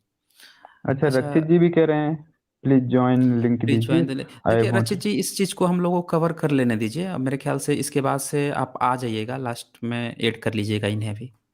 ठीक है ना, ओके इसको हम ओके लोग ओके कवर कर लेते हैं थोड़ा जल्दी। ओके। तो ओके ओके। अब बात आती है कि महाभारत जो है ये कितनी बड़ी गप है। भाई, जब आप हम्म ये कहते हो कि महाभारत में जो बातें लिखी हैं उन्हीं के आधार पर इसको इतिहास कहा जाए, तो हमें ये जानना होगा कि महाभारत में लिखा हुआ क्या है। अब देखिए, ये जो महाभारत का आदि पर्व है उसका अध्याय 129 है, वो क्या कहता है थोड़ा समझिए। पूरे उस अध्याय 129 में कहानी कही गई है, उसका मैं सारांश आपको बता देता हूँ। हम्म इसमें क्या कहा जा रहा है कि द्रोणाचार्य के व्यक्तिगत जीवन के बारे में प्रकाश डालते हुए तथाकथित इतिहास ग्रंथ ने लिखा है कि घृताची नामक अप्सरा को नग्न अवस्था में देखकर भरद्वाज ऋषि का वीर्यपात हो गया। उस वीर्य को उसने द्रोण, मतलब कि जो पत्ते का दोना होता है, पहले पत्ते में लोग खाते थे ना, पत्ते को थोड़ा सा मोड़ के लकड़ी फंसा देते हैं, दोना टाइप का हो जाता है। उसमें हम्म। उन्होंने अपना वीर्य रख दिया और उससे द्रोणाचार्य पैदा हो गए। अब बताइए, इसमें स्त्री की जरूरत ही नहीं पड़ी। मतलब कि एक भरद्वाज नाम का एक ऋषि था, उसका जो है एक अप्सरा को नग्न देख लिया, पता नहीं उसके घर में गया था, कहाँ गया था, या अप्सराओं को ही अगल बगल घूमता था, ये क्या करता था। तो अब उसको देख लिया और उसका वीर्य निकल गया तुरंत। मतलब इनकी मर्दाना ताकत देखिए, देखा और इनका निकल गया, उसके बाद से दोना बनाया। सर, अब खास बात ये है कि वीर्य निकला, उसके बाद से इसको इतना समय मिल गया कि अब दोना बना के और उसमें डाल ले। तब तक पता नहीं कहाँ रखा हुआ था, होल्ड कहाँ किया हुआ था। ये ये एडवांस टेक्नोलॉजी तो सर मुझे भी समझ नहीं आ रही है। अच्छा, जो जो स्पर्म होता है उसकी लिमिट होती है कि अगर वो नेचुरली नॉर्मली एयर में अगर हम्म रहेगा तो वो कुछ ही देर में ना उसके स्पर्म के जो शुक्रकीट होते हैं वो मर जाते हैं, खत्म हो जाते हैं। मतलब वो चीज फर्टाइल हम्म। होने लायक नहीं रह जाता है। उसको जो जी है जी सर। नाइट्रोजन और इनकी हेल्प से एक स्पेशल टेम्परेचर पर रखकर और प्रिजर्व किया जाता है, तब जाकर हम उसका डेट बढ़ा पाते हैं। तो ये इनके हम्म पास तो ऐसी कोई टेक्नोलॉजी नहीं थी। देखिए टेक्नोलॉजी क्या है कि एक पत्ता उठाया, दोना बनाया, उसी में डाल दिया और उसके बाद से तुरंत ही द्रोणाचार्य पैदा हो गया। अब पता नहीं उस दोना को लेकर रखा कहाँ हुआ था, कैसे रखा था, उससे द्रोणाचार्य पैदा हो गया। बड़ा अजीब कहानी इसमें है। इसमें तो माँ की भी जरूरत नहीं पड़ी, और सर ये सबसे बड़ी नहीं बात पड़ी, है। नहीं पड़ी। अच्छा, इससे भी एक इसीलिए। खास बात है कि भारद्वाज ऋषि का ही कहानी जब आप पढ़ोगे ना, तो ये खुद ही बड़े अजीबोगरीब ढंग से पैदा हुआ था। इसके जो पिताजी थे, मतलब इसकी जो माता जी थी, तो हम्म इसके जो ताऊ जी थे, उन्होंने इसकी माता का रेप कर दिया। वो ऑलरेडी प्रेग्नेंट थी, ठीक है। हम्म। भारद्वाज की माता जो जी थी ऑलरेडी प्रेग्नेंट थी, और उसको रेप कर दिया, ताऊ जी रेप कर दिया, तो फिर से अब जो है ये भी पैदा हो गया। ये मैंने दिखाया है, आप जो है रेशनल वर्ल्ड पे जाकर देख सकते हैं। वहाँ पे मैंने जहाँ ऋषियों का SJL 23 पे मैंने दिखाया है, या फिर आप लोग साइंस जर्नी पे वीडियो 49 में देख सकते हैं वहाँ पे। अब मुझे याद रहता है कहाँ कहाँ कहाँ क्या क्या दिखाया हूँ, वो पूरा मुझे वीडियो नंबर तक याद रहता है। जी चलिए, सर जी। उसके उसके बाद से इनकी दूसरी गप देख लेते हैं। वन पर्व जो है, हम्म इसके अध्याय 110 में क्या लिखा है कि ऋष्यशृंग ऋषि के जीवन इतिहास का वर्णन करते हुए इस इतिहास ग्रंथ में लिखा है कि ऋषि बिम्भांडक एक बार नदी में नहा रहा था कि उर्वशी नाम की अप्सरा को देखकर उसका वीर्य स्खलित हो गया। उसी नदी के उस वीर्य मिश्रित पानी को एक मृगी पी गई। उसने समय पाकर एक मानव शिशु को जन्म दिया जिसका नाम ऋष्यशृंग रखा गया। अब देखिए ये कितनी बड़ी गप है। मतलब जी। नदी में नहा रहा था ऋषि, ठीक है, और उर्वशी नाम की अप्सरा को देख लिया। तो भाई साहब, ये जितने ऋषि थे उनके अगल बगल ये अप्सराएं ही घूमती थी क्या, नंगी पुंगी होकर? ये मतलब रहते कहाँ थे ये ऋषि लोग? ये तभी यही सर समझ मैं में नहीं कहूँ आ रहा है। हुँ, तभी सर मैं कहूँ कि ये डार्विन हुँ, के सिद्धांत को क्यों नहीं मानते। इसका रीजन यही है क्योंकि इनके ग्रंथों में तो कोई भी कहीं से भी टपक जा रहा है, ना माँ की जरूरत पड़ रही है और हाँ, इंसान को बिल्कुल, इंसान की बिल्कुल। जरूरत नहीं, वो हिरनी से किसी से भी पैदा हो जा रहा है, मछली से कहीं पैदा से भी हो जा रहा पैदा कर है, तो देते काय हैं। के लिए ये हुँ, सिद्धांत मानेंगे। नहीं यही मानेंगे। बात। अच्छा, ये वही लोग हैं कि जब इनको लगता है कि हमारे किताबों में इतनी अजीब-गरीब बातें लिखी हुई हैं, अजीबो-गरीब काल्पनिक उड़ानें मारी गई हैं, तो दूसरे की जब आलोचना करेंगे ना, तो उसमें भी इसी तरह की बात खोजेंगे, जो चीज़ वहाँ पे नहीं होगी, ज़बरदस्ती दिखाने का प्रयास करेंगे। तो हम्म, ऐसे सर लोग हमारे इसी साथ तरह के होते हैं। हमारे साथ एडवोकेट सर आ गए हैं। स्वागत है सर अच्छा। आपका। जी बहुत बहुत नमस्ते। दरियली साजद जी जी, को जी। नमस्ते, साइंस जैसे सर को नमस्ते, सैल्यूट सर। जी, जी। बहुत-बहुत जी स्वागत जी है आपका एडवोकेट साहब। बहुत बहुत थैंक यू, तो बहुत बढ़िया टॉपिक है आज का। जी, जी। तो इसको सर कंटिन्यू करते हैं, इसको कंटिन्यू देख लेते हैं। अच्छा, तब यहाँ पे ओके क्या सर। होता है कि अ ये जो है उसको देखता है, अप्सरा को देखता है और फिर इसका वीर्य जो है तुरंत अस्खलित हो जाता है।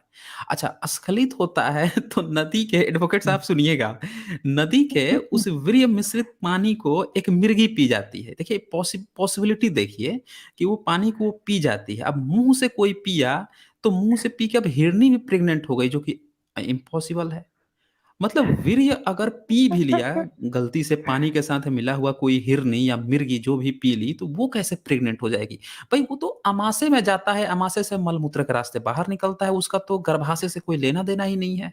तो ये लोग जी मुँह से बिल्कुल। पैदा होने वाले लोग जो हैं ना, मुँह से वीर्य ले आते हैं और मुँह से वीर्य लेकर कहीं से भी पैदा करवा देते हैं। इनका कोई भरोसा नहीं है किसी जीव-जंतु से। ये गप्पे हाँकी गई हैं और इन गप्पों को देखिए, इन गप्पों को कह रहे हैं, दुनिया में जब एक पढ़ा-लिखा व्यक्ति जो कहता है कि महाभारत जो है ये इतिहास ग्रंथ है, तो ये कितनी शर्म की बात है। जिसको इतना बेसिक हम्म। छोटा-सा नॉलेज नहीं है कि इतनी बड़ी-बड़ी गप्पें हाँकी गई है। चलिए, इसमें और आगे हम देखते हैं। हाँ। तो अब व्यास की माता की उत्पत्ति कैसे हुई वही जान लीजिए। अब चूँकि हर महाभारत के हर जगह पे यही लिखा गया है कि व्यास ने इसे रचा है, तो भई व्यास की माता कैसे उत्पत्ति हुई वो भी जानना बड़ा ज़रूरी है। जी इसमें बिल्कुल। इसमें जो है इसका जो ग्रंथकार था वो क्या लिखता है कि राजा उपरिचर का एक बार वन में वीर्यपात हो गया। देखिए बड़ा एक समस्या है ये, इन लोग जो है ना हर जगह यही चीज़ देखा करते थे कि किसका कहाँ पे वीर्यपात हो गया। उसने उसे दोने में डालकर एक पंछी बाज के द्वारा अपनी रानी गिरिका के पास भेज दिया। मतलब अब वीर्यपात हो गया, तो वीर्यपात का तो पता नहीं, अब वहाँ खड़ा होके दोना बना रहा था, इतना समय उसे कैसे मिल गया, कहाँ पे गिरा, कपड़े पे गिरा या दोना बना के लेकर आया उसमें गिरा के, और वो क्या कर रहा है बनाकर, उसको पंछी बाज के द्वारा एक पंछी भी पकड़ लिया और उसको पकड़ा दिया दोना के, भाई अब ये लेके जा तू हमारी रानी के दे आ। अब भैया वो रानी हम्म। करेगी क्या उस वीर्य का?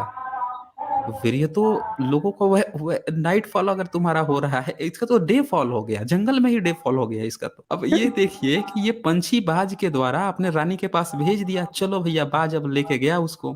रास्ते में दूसरे किसी बाज ने उस पर झपट्टा मार दिया, अब भाई वीर्य है तो बाजों में भी लड़ाई हो जा रही है। अब क्या हुआ कि जिससे वह वीर्य यमुना में गिर गया। अब देखिए वो दोना में भेजा था बेचारा, दोना जो है जमुना में गिर गया।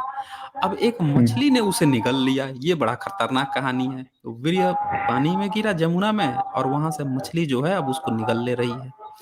उससे उस मछली की एक लड़की और एक लड़के का जन्म दिया। लो जी भाई, अब मछली भी जो है वीर्य पी और उसको भी अब सीधे लड़का और लड़की हो गए। कमाल की कहानी है। लड़की का नाम सत्यवती रखा गया, वही व्यास की ऋषि की माता थी। समझे आप लोग? ये एक राजा की बेटी थी सत्यवती। कहने का मतलब ये है कि एक राजा का वीर्य था, बाप के ही अनुसार चलता है, मछली पैदा कर दी। तो इसके बाद से भी जो है इसको ये लोग दान कर देते हैं, एक मछुआरे को दे देते हैं क्योंकि मछली की गंध आती थी। लोग कहते हैं ना कि ऋषि जो है व्यास ऋषि जो है उसकी औलाद है। क्या नाम है? किसी शूद्र है ये, कहते हैं, कोई कहता है शूद्र है। तो भाई साहब ये शूद्र नहीं था व्यास ऋषि। वाल्मीकि को भी शूद्र, इसको भी ये शूद्र नहीं था। इसकी माता जो है ऑलरेडी एक राजा की लड़की थी, और सत्यवती का रेप रेप क्या किया था वो जो पराशर था, जो कहा कि भाई अब तुम कुंवारी हो, कोई बात नहीं, हम चारों तरफ बादल घेर देते हैं और फिर तुम जो है यहाँ बच्चा कर दो, फिर तुम्हारा सील भी ठीक कर दूंगा। तो वो एक ब्राह्मण था, तो ब्राह्मण और क्षत्रिय का ये बच्चा था व्यास। व्यास जो है ब्राह्मण और क्षत्रिय माता थी, अब पिता के नाम पर जाए तो ये ब्राह्मण हो गया, क्योंकि पिता का ही वंश चलता है, तो ये ब्राह्मण हो गया। तो यहाँ भी इन लोगों की बातें गलत होती है जो ये कहता है। और सबसे खतरनाक कहानी की उसके पैदा होने की घटना देखिए, उसकी माँ का, मतलब जो लेखक है उसके माँ के बारे में इतनी बड़ी गप हाँक दी गई है। अब बताइए ये क्या व्यास लिखा होगा? इससे भी ये पता चलता है कि व्यास ने जो 8800 का जो जय लिखा था, वो कुछ और कहानी रही होगी। बाद में जिसने लिखा उसने उसका भी ब्राह्मणीकरण पक्का किया है। जब उसकी माँ तक को नहीं छोड़ा, तो बाकी उन 8800 श्लोक को क्या छोड़ा होगा? इससे भी ये पता चलता है। चलिए, अब क्या होता है इसमें आगे हम देखते हैं कि जो युद्ध है वो युद्ध कब हुआ था, इसके बारे में जितने भी ग्रंथ हैं या जो लोग एविडेंस देते हैं, अभी जो बात चल रही थी वो सारी यहाँ पे बातें आ जाएंगी। जो लोग एस्ट्रोनॉमी या क्या क्या चीज़ें बताते हैं, कौन से किताब में क्या लिखा है, उनकी सारी चर्चाएं यहाँ दिखा देता हूँ। तो उस लड़ाई कब हुई थी इसके बारे में जो सबसे एक पहली पुस्तक आती है, जिसको ये लोग कहते हैं आर्यभट्ट, या आर्यभट्ट के समय की बताते हैं। लेकिन आर्यभट्ट के समय में कोई उनका लिखा हुआ किताब नहीं मिला है। ये किताब भी पिछले 100-150 सालों में लिखी गई है आर्यभट्ट के नाम पे, और बताया गया है कि आर्यभट्ट का ये चीज़ कहना था। उनका लिखा हुआ कुछ भी नहीं मिला है, ये भी मिलावटी है। तो इसमें भी क्या लिखा गया है कि कहा गया है कि 3012 साल पहले बीसी, मतलब कि 5000 1200 5012 ईयर्स पहले, आज से इतना समय पहले महाभारत हुआ था, ये बात कही गई है इस आर्यभट्टीय किताब के अनुसार। तो लोग ये मत सोच लीजिएगा कि ये आर्यभट्ट ये कह रहा है, क्योंकि आर्यभट्ट का लिखा हुआ कुछ नहीं मिला है। उसके नाम पर ये जो किताब लिखे हैं उसमें ये बात कह रहे हैं। इसके अलावे वृद्धगर्ग और वराहमिहिर जो 600 एडी थे, इनका भी लिखा अभी तक कुछ नहीं मिला है एविडेंस। लेकिन इनके नाम पर जो आज किताब ये लोग उपलब्ध कराए हैं, जो भी खुद से लिखे हैं या जैसे भी लिखे हैं, उसमें इन्होंने डेट भी बदल दिया।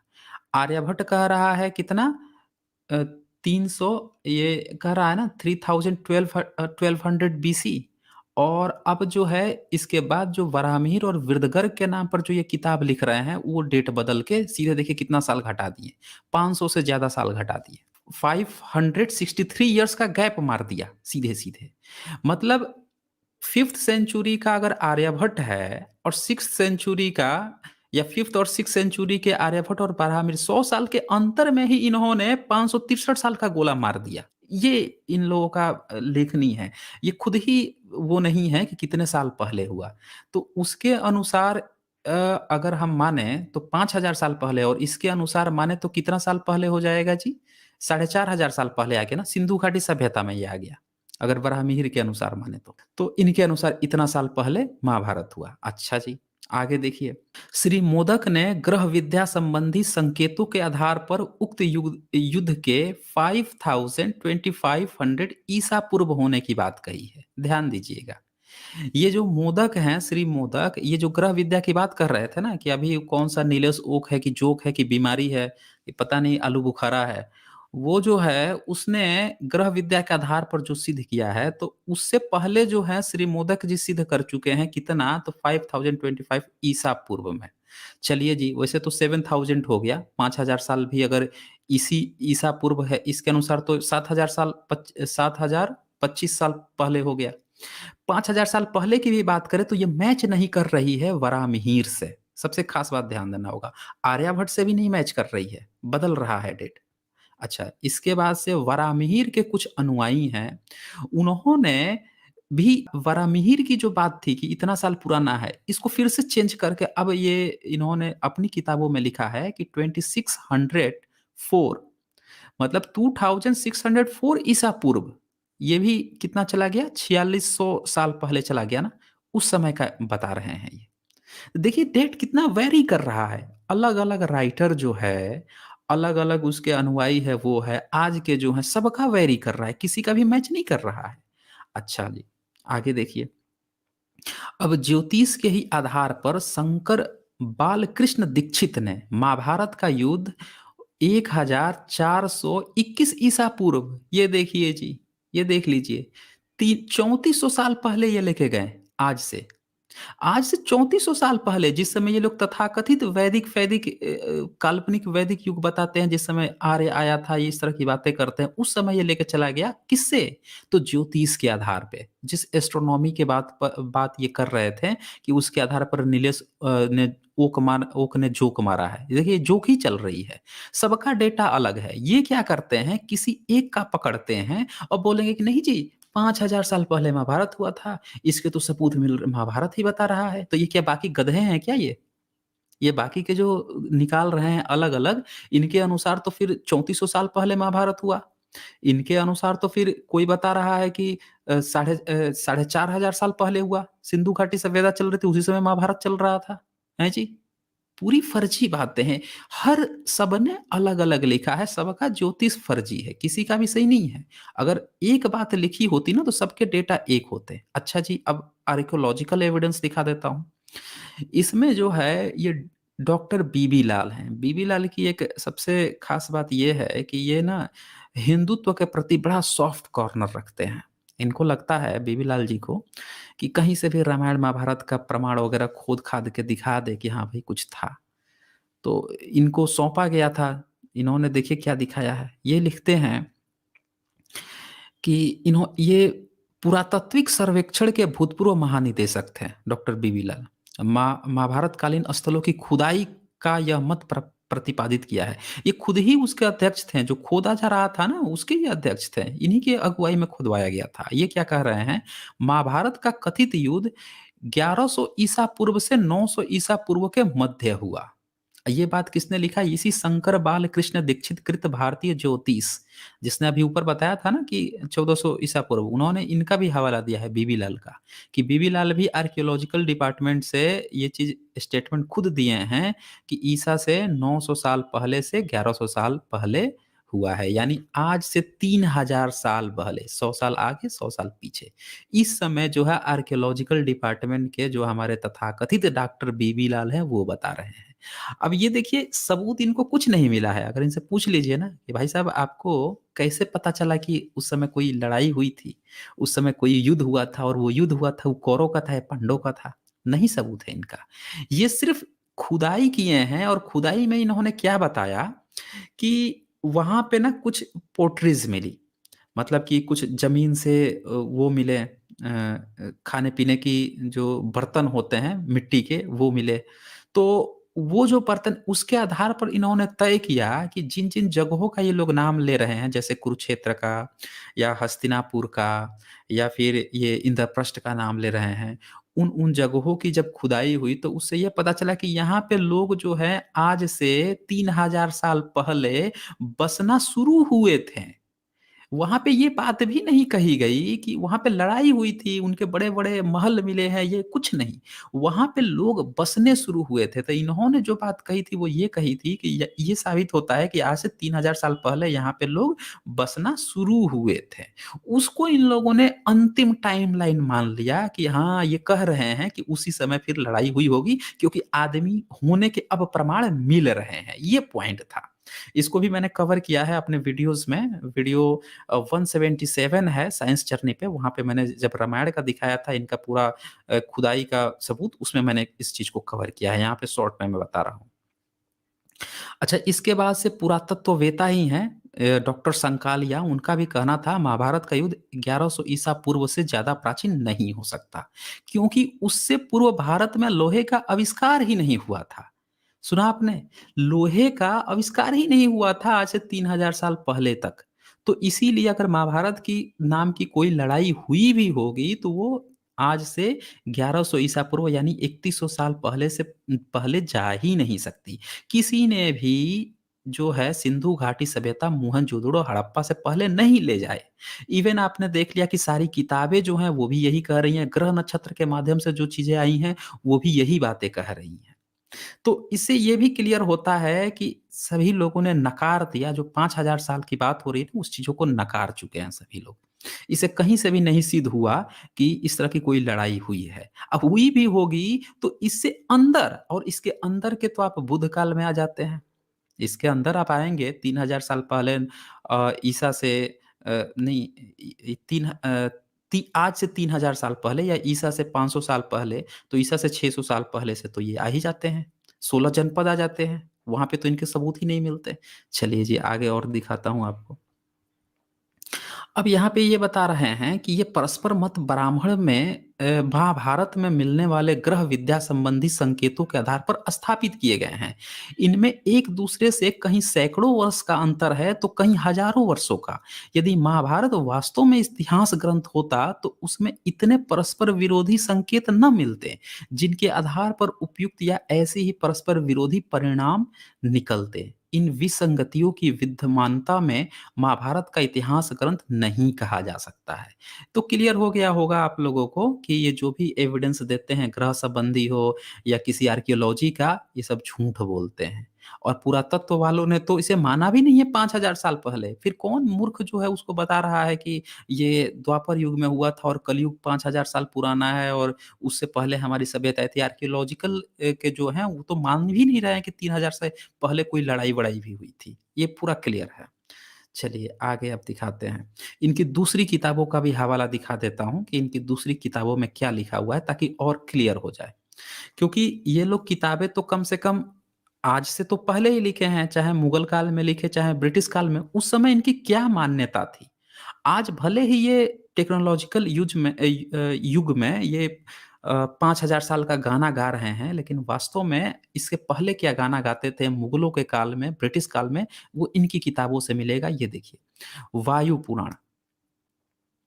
अच्छा, यहाँ संजय सेंचुरी जी कुछ लिख रहे हैं, मनुवादी sons had great knowledge of genetic engineering.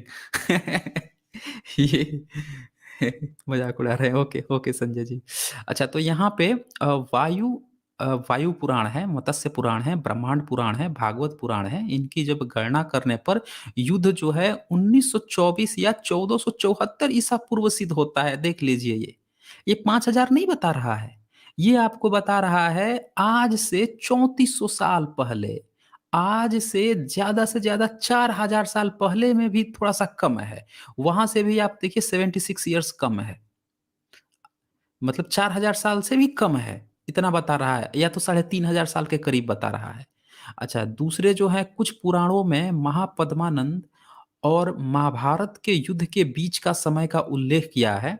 उसके अनुसार गिनती करने पर उक्त युद्ध 874 ईसा पूर्व, ये लीजिए जी, ये आपको आ गया, आपको कितना, बुध से 200-300 साल पहले वहां पहुंच गया।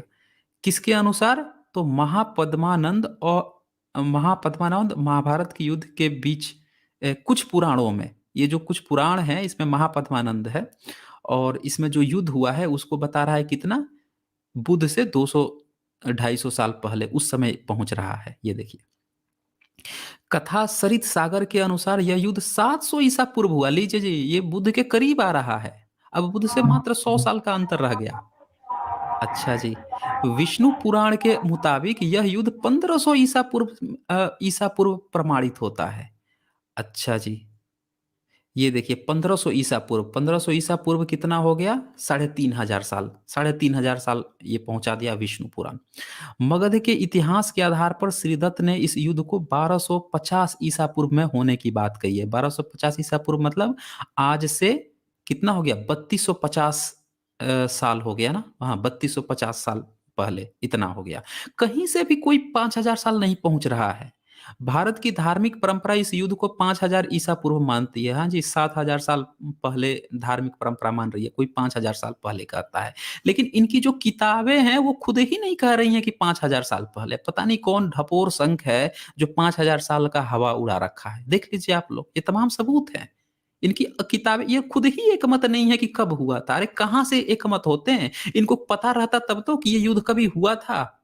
इनको तो बीच में चुल्ल मची कि चलो इसको अंग्रेजों के समय में पूछ रहे हैं कि भाई तुम लोग अगर यहीं के हो तो भाई तुम्हारा इतिहास है कहाँ पे। तो इन तो जबरदस्ती रामायण महाभारत महाकाव्य थे, इनको दिखाना था कि भाई ये इतिहास है, इतिहास है।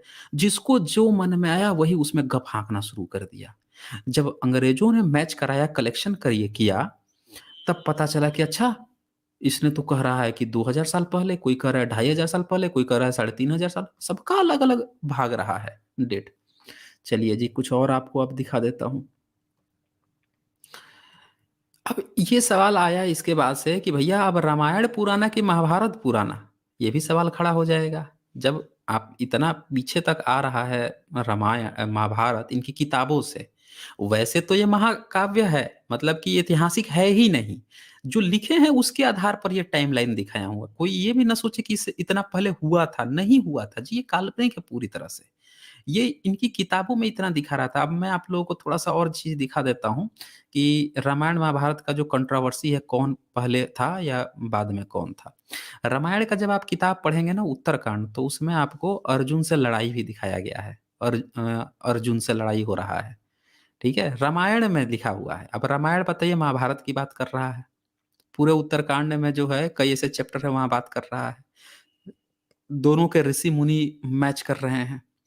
जो लिखावट है रामायण की शैली जो है, वो इतनी अलंकारित है, इतनी वेल डेवलप्ड है, जिससे ये पता चलता है कि भाई साहब ये तो काफ़ी लैंग्वेज डेवलप हो गई थी, उसके बाद लिखा गया। अच्छा, उससे पहले जो है हम इस थोड़ा-सा कल्चरल इफ़ेक्ट देख लेते हैं। कल्चरल इफ़ेक्ट का मतलब ये होता है कि हमने ये देखा कि जैसे विदेशों में आप देखिए तो पहले लोग बड़े अनसिविलाइज़्ड होते थे। लेकिन धीरे-धीरे जैसे-जैसे औद्योगीकरण हुआ तो सिविलाइज़ेशन बढ़ी।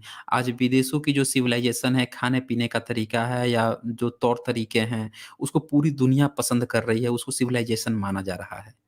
तो ये स्वभाव है नेचर का कि पहले थोड़ा-सा कबीला टाइप के लोग रहते थे, सिविलाइज़ेशन नहीं था। धीरे-धीरे सभ्यता विकसित हुई, तो वो चीज़ जो है विकसित होते गई और लोग अब विकसित हुए हैं। लेकिन भारत में ठीक उल्टा है।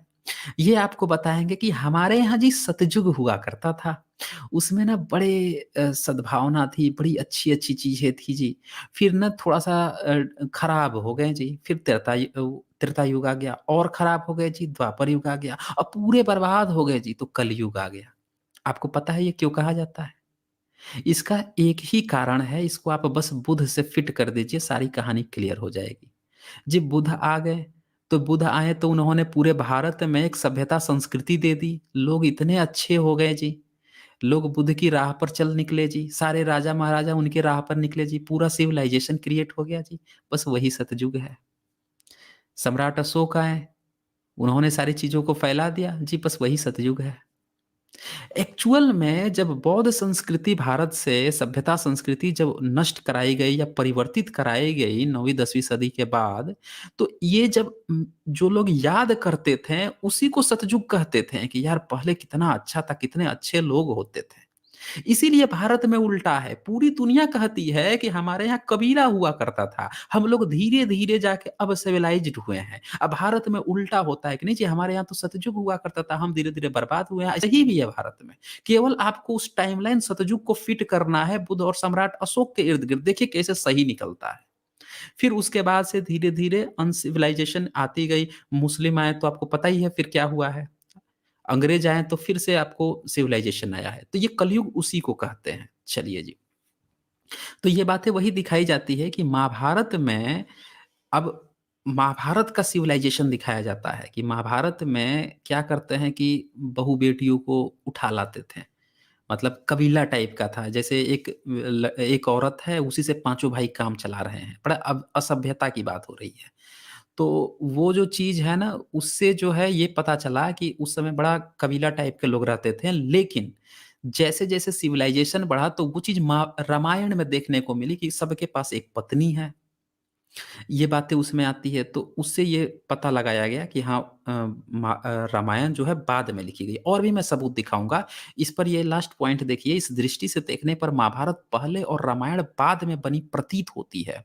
प्रसिद्ध जर्मन विद्वान डॉक्टर बेवर और ऑक्सफोर्ड विश्वविद्यालय के संस्कृत के प्रोफेसर डॉक्टर ए मैकडॉनेल ने भी इसी मत का प्रतिपादन किया है। किस मत का?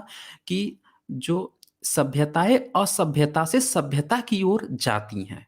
न कि सभ्यता से असभ्यता की ओर। मतलब महाभारत में जो एक पत्नी के साथ 5 लोग रहते थे वो असभ्यता था। असभ्यता में आए जब राम की एक पत्नी हो गई, उसके चारों भाई जो थे या 3 भाई थे उनकी भी एक-एक पत्नी हो गई। तो ये सभ्यता की तरफ आ रहे हैं, ये बात कही है इनने। चलिए जी, आगे और सबूत आपको एविडेंस दिखा देता हूँ। दूसरा बात है, ये सभ्यता वाली बात आ गई कि इसमें जो सभ्यता का नकाब ओढ़ लेता है रामायण। सोच छोटी हो गई इनकी, जैसे मुस्लिम शासन काल में सोच छोटी हो गई थी कि स्त्री को दबा के रखो। स्त्री जो है, पहले तो हक दिया गया था, इसमें जो है पूरे दबा कर रखने की बात आ रही है। अब पहले क्या था कि आप ऐसे भी सोचो, एक मर्द जो है कई सारी स्त्रियां रखता था, लेकिन महाभारत में क्या है, एक पत्नी जो है वो 5-5 मर्द रखे हुए हैं, उल्टा हो रहा है। उसको ज्यादा पहले का माना जा रहा है। यहाँ पे सभ्यता का लवादा उड़ गया, हर सबको एक एक मिल गया है। तो इससे पता चला कि महाभारत पहले का है सभ्यता के अनुसार। अच्छा, इसमें जी और कुछ प्रमाण दिखाता हूँ। इसकी भाषा साहित्य की, जो भाषा वैज्ञानिक हैं वो जो बातें करते हैं उसके आधार पर ये देख लीजिए, महाभारत की भाषा शैली नितांत सरल और सादी है। इसमें आर्ष प्रयोग, वैदिक त्रिष्टुप छंद, गद्य पद का मिश्रित रूप, प्रतिपाद्य विषय में शिथिलता आदि उपलब्ध होते हैं। ये इस बात की परिचायक है कि तब एक एक अलंकृत काव्य शैली की प्रतिष्ठा नहीं हुई थी। मतलब बड़ी ऊबड़ खाबड़ सी है महाभारत की रचना। अब वही रामायण देखेंगे ना तो बड़ा आसान है, ऐसा लग रहा है कि क्लासिकल संस्कृत बड़े अच्छे से उस समय डेवलप हो गई थी और तब जाकर उसको लिखा गया। तो इससे भी पता चलता है कि रामायण बहुत बाद में लिखा गया है। अच्छा जी, इसमें देखिए, महाभारत में मेष आदि 12 राशियों का कहीं नामो निशान नहीं है, लेकिन रामायण में इसके हैं राशियों के, नक्षत्र की भी चर्चा है, जिसके आधार पर मैंने वीडियो 175 में डिबंक किया है इनका प्लेनेटेरियम जो सॉफ्टवेयर है उसको डिबंक किया है कैसे उसमें क्या-क्या खराबी है। तो महाभारत में राशि का नहीं हुआ है चर्चा, इसमें है रामायण में। यानी कि राशियाँ भी बाद में बनी हैं, महाभारत काल तक राशियाँ शायद नहीं बन पाई थी, ये भी बाद में डेवलप की गई हैं। चलिए जी, वाल्मीकि रामायण में एक जगह बुध की निंदा भी लिखा हुआ है जी। ये तो सबको पता है कि बुध को उसमें क्या कहता है, बुध चोर है, गाली दे रहा है रामायण। यानी कि ये चीज़ तब लिखी गई जब भारत से बुध मार्ग लगभग खत्म कर दिया गया और बुध के खिलाफ में ये लोग आ गए थे। तब इन्होंने रामायण की रचना की है। जातक कथाओं से उठाया, बुध को ही गाली देना शुरू कर दिए। अच्छा, महाभारत की जो छोटी-छोटी कहानियाँ हैं, उसको मैंने आपको बताया था शुरू में कि वो पहले से ही थोड़ी-थोड़ी डेवलप होने लगी थी, अब बाद में उसका कलेक्शन किया गया है। तो इसीलिए उसमें ये चीज़ नहीं आई है। चलिए जी। इसके बाद से पुरातात्विक, चलिए बीबी लाल ने तो ये बता दिया है, हालाँकि ये गप है, इसकी कोई सही नहीं है कि 900 ईसा पूर्व, इन्होंने बोल दिया है कि 800 ईसा पूर्व से ज़्यादा पुरानी नहीं है। तो भाई साहब, इन्होंने ये नहीं कहा है कि महाभारत की लड़ाई हुई थी, उन्होंने खुदाई करवाई। देखिए यहाँ पे क्या है, अयोध्या की खुदाई के कार्य में संलग्न है, हाल में उद्घोषणा की है कि अब तक की गई खुदाई से प्राप्त तथ्यों से यही सिद्ध होता है कि अयोध्या 800 ईसा पूर्व से ज़्यादा पुरानी नहीं है। अयोध्या जो जगह है ना, वहाँ पे 800 ईसा पूर्व में उस जगह पे लोग तक नहीं रहते थे, जंगल था पूरा का पूरा, ये खुदाई से इन्होंने बताया था। तो अगर वहाँ पे लोग मान लो कि 800 ईसा पूर्व आ भी गए, तो क्या ज़रूरी है कि आते ही रामायण ही रच दिया गया, उसके बाद से सिविलाइज़ेशन शुरू हुई होगी, बहुत बाद में आए होंगे। तो उस आधार पर इन्होंने कह दिया कि अगर उससे पुराना महाभारत है तो 900 ईसा पूर्व सिद्ध होता है, ये कोई एविडेंस नहीं होता है। ये मतलब कहा जा रहा है कि वहाँ से शुरू हुआ तो चलो उससे थोड़ा-सा पहले मान लेते हैं। ये इनका अपना गेस है, ये सबूत नहीं होता है। चलिए जी। अच्छा, अब महाभारत जो है ना, इसमें देखिए इसमें क्या, ये बृहदारण्यक उपनिषद जो है, उपनिषद को थोड़ा ये लोग पुराना मानते हैं। महाभारत में इवन चर्चा है कि कृष्ण जो है उपनिषद का ज्ञाता था। तो उपनिषद में विदेह राजा जनक जो है, जो सीता के पिता हैं, के दरबार में याज्ञवल्क्य ऋषि से वृज्यु लाहयानी नामक ऋषि पूछता है, परीक्षित के बारे में पूछ रहा है कि परीक्षित के खानदान का क्या बना जी। अब ये सोचिए ज़रा कि राजा जनक, मतलब रामायण में राजा जनक जो है परीक्षित की बात कर रहा है। परीक्षित कौन है? तो अभिमन्यु का भी बेटा है, मतलब अर्जुन का बेटा अभिमन्यु, अभिमन्यु का बेटा परीक्षित। इतने बाद की बात कर रहा है, सीता का बाप। इसका मतलब कि परीक्षित भी की जो कहानी है वो रामायण लिखे जाने से पहले प्रचलित थी। इनका कलेक्शन लाला के बाद में जोड़ा गया है इनमें। चलिए जी, इसके बाद से हाँ, अच्छा, इसमें प्रसिद्ध इतिहासकार हेमचंद्र राय चौधरी ने यहां तक सिद्ध कर दिया कि जनक के समय परीक्षित की 5वीं पीढ़ी का नीचछू नामक राजा राज्य करता था। सुना आपने? जनक के समय परीक्षित की 5वीं पीढ़ी आ चुकी थी। ये बात आ रही है कि जनक से भी, सीता से बाप जनक, अब जनक से भी 5 पीढ़ी पहले परीक्षित था, तो उससे पहले अभिमन्यु, तो उससे पहले अर्जुन। ये बात जो है ये प्रसिद्ध इतिहासकार हेमचंद्र राय चौधरी लिख रहे हैं। तो ये बातें आ रही हैं। इससे आप कंक्लूजन ये निकाल सकते हैं कि रामायण महाभारत तो पूरी तरह से फर्जी है जी, क्योंकि रामायण तो कहता है कि हम त्रेता युग में हुए थे और वो कहता है कि महाभारत हुआ था द्वापर युग में। लेकिन जो सबूत बता रहे हैं, जब कंटेंट पढ़ा जा रहा है तो उल्टा निकल रहा है। ये पता चल रहा है कि द्वापर युग ही पहले था और इनका त्रेता युग बाद में आया था। यानी कि ये किताबें जो हैं, हॉलीवुड की फिल्म देखते हैं ना, पहले एक पार्ट आ जाता है एक्स मैन का, और फिर एक्स मैन की कहानी चलती है 3 पार्ट में, और उसके बाद से जो पहले पार्ट का जो किरदार होते हैं, जो बूढ़े बूढ़े, उनकी कहानी चौथे पार्ट में, 5वें पार्ट में लाई जाती है, छठे पार्ट में। तो इसी तरह से महाभारत की छोटी छोटी कहानियां भारत या उसमें बनी थी, उसके उसके बाद लिखा गया रामायण, और उसको भी उससे पहले ठहरा दिया गया। ठीक है ना? काल्पनिक चीजें हैं, ये वास्तविकता नहीं है।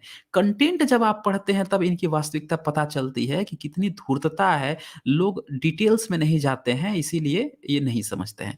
अब मैं आप लोगों को एक प्रैक्टिकल एग्जाम्पल आप लोगों को दिखाता हूँ। प्रैक्टिकल एग्जाम्पल कहने का मतलब ये है कि जब भी कोई एक्सपर्ट इस तरह की बातें करता है, तो जो तथाकथित धर्म के जो ठेकेदार हैं, वो लोग तुरंत टिप्पणी करते हैं, भाई ये गलत बोल रहा है, हम देते हैं प्रमाण, हम देते हैं सबूत, आला हमसे डिबेट कर ले। तो डॉक्टर सुरेंद्र अज्ञात जो हैं, जो कि संस्कृत के प्रकांड विद्वान हैं, उन्होंने इस पर एक अपना लेख लिखा था और महाभारत की ऐतिहासिकता, और उसमें सारे सबूत दिखाए थे। जब उन्होंने सबूत दिखाया ना, तो जितने भारत के ठेकेदार थे सब लोगों को मिर्ची लग गई। जब मिर्ची लगी तो सबने अपने अपने लेटर जारी किए, सबने अपने अपने सबूत जारी किए कि भाई आप इसे काल्पनिक कैसे कर रहे हो, काव्य ग्रंथ कैसे कर रहे हो, हम देते हैं इसका जी सबूत। तो देखिए इन्होंने लिखा है, अब उनके शब्द ही मैं दिखा देता हूँ क्या लिखते हैं डॉक्टर अज्ञात। ये लिखे हैं कि मेरे लेख महाभारत की ऐतिहासिकता पर प्रतिक्रिया व्यक्त करते हुए सर्वश्री डॉक्टर बिमल चंद्र पांडे, ये देखिए प्रोफेसर हैं, ये बड़े प्रोफेसर हैं, महोपाध्याय डॉक्टर व वी मिरासी, ये थे, और एक दूसरे हैं विद्या निवास मिश्र, करपात्री स्वामी, और गोवर्धन पीठ व पुरी के शंकराचार्य। सुना आपने? शंकराचार्य तक भी इसमें शामिल थे, करपत्री स्वामी भी थे, और ये बड़े बड़े प्रोफेसर लोग भी शामिल थे। इन सब लोगों ने आदि ने लेख अथवा वक्तव्य प्रकाशित किए, मतलब इनके खिलाफ प्रकाशित किए, सबूत देते हुए इनको डिबंग करने की कोशिश में।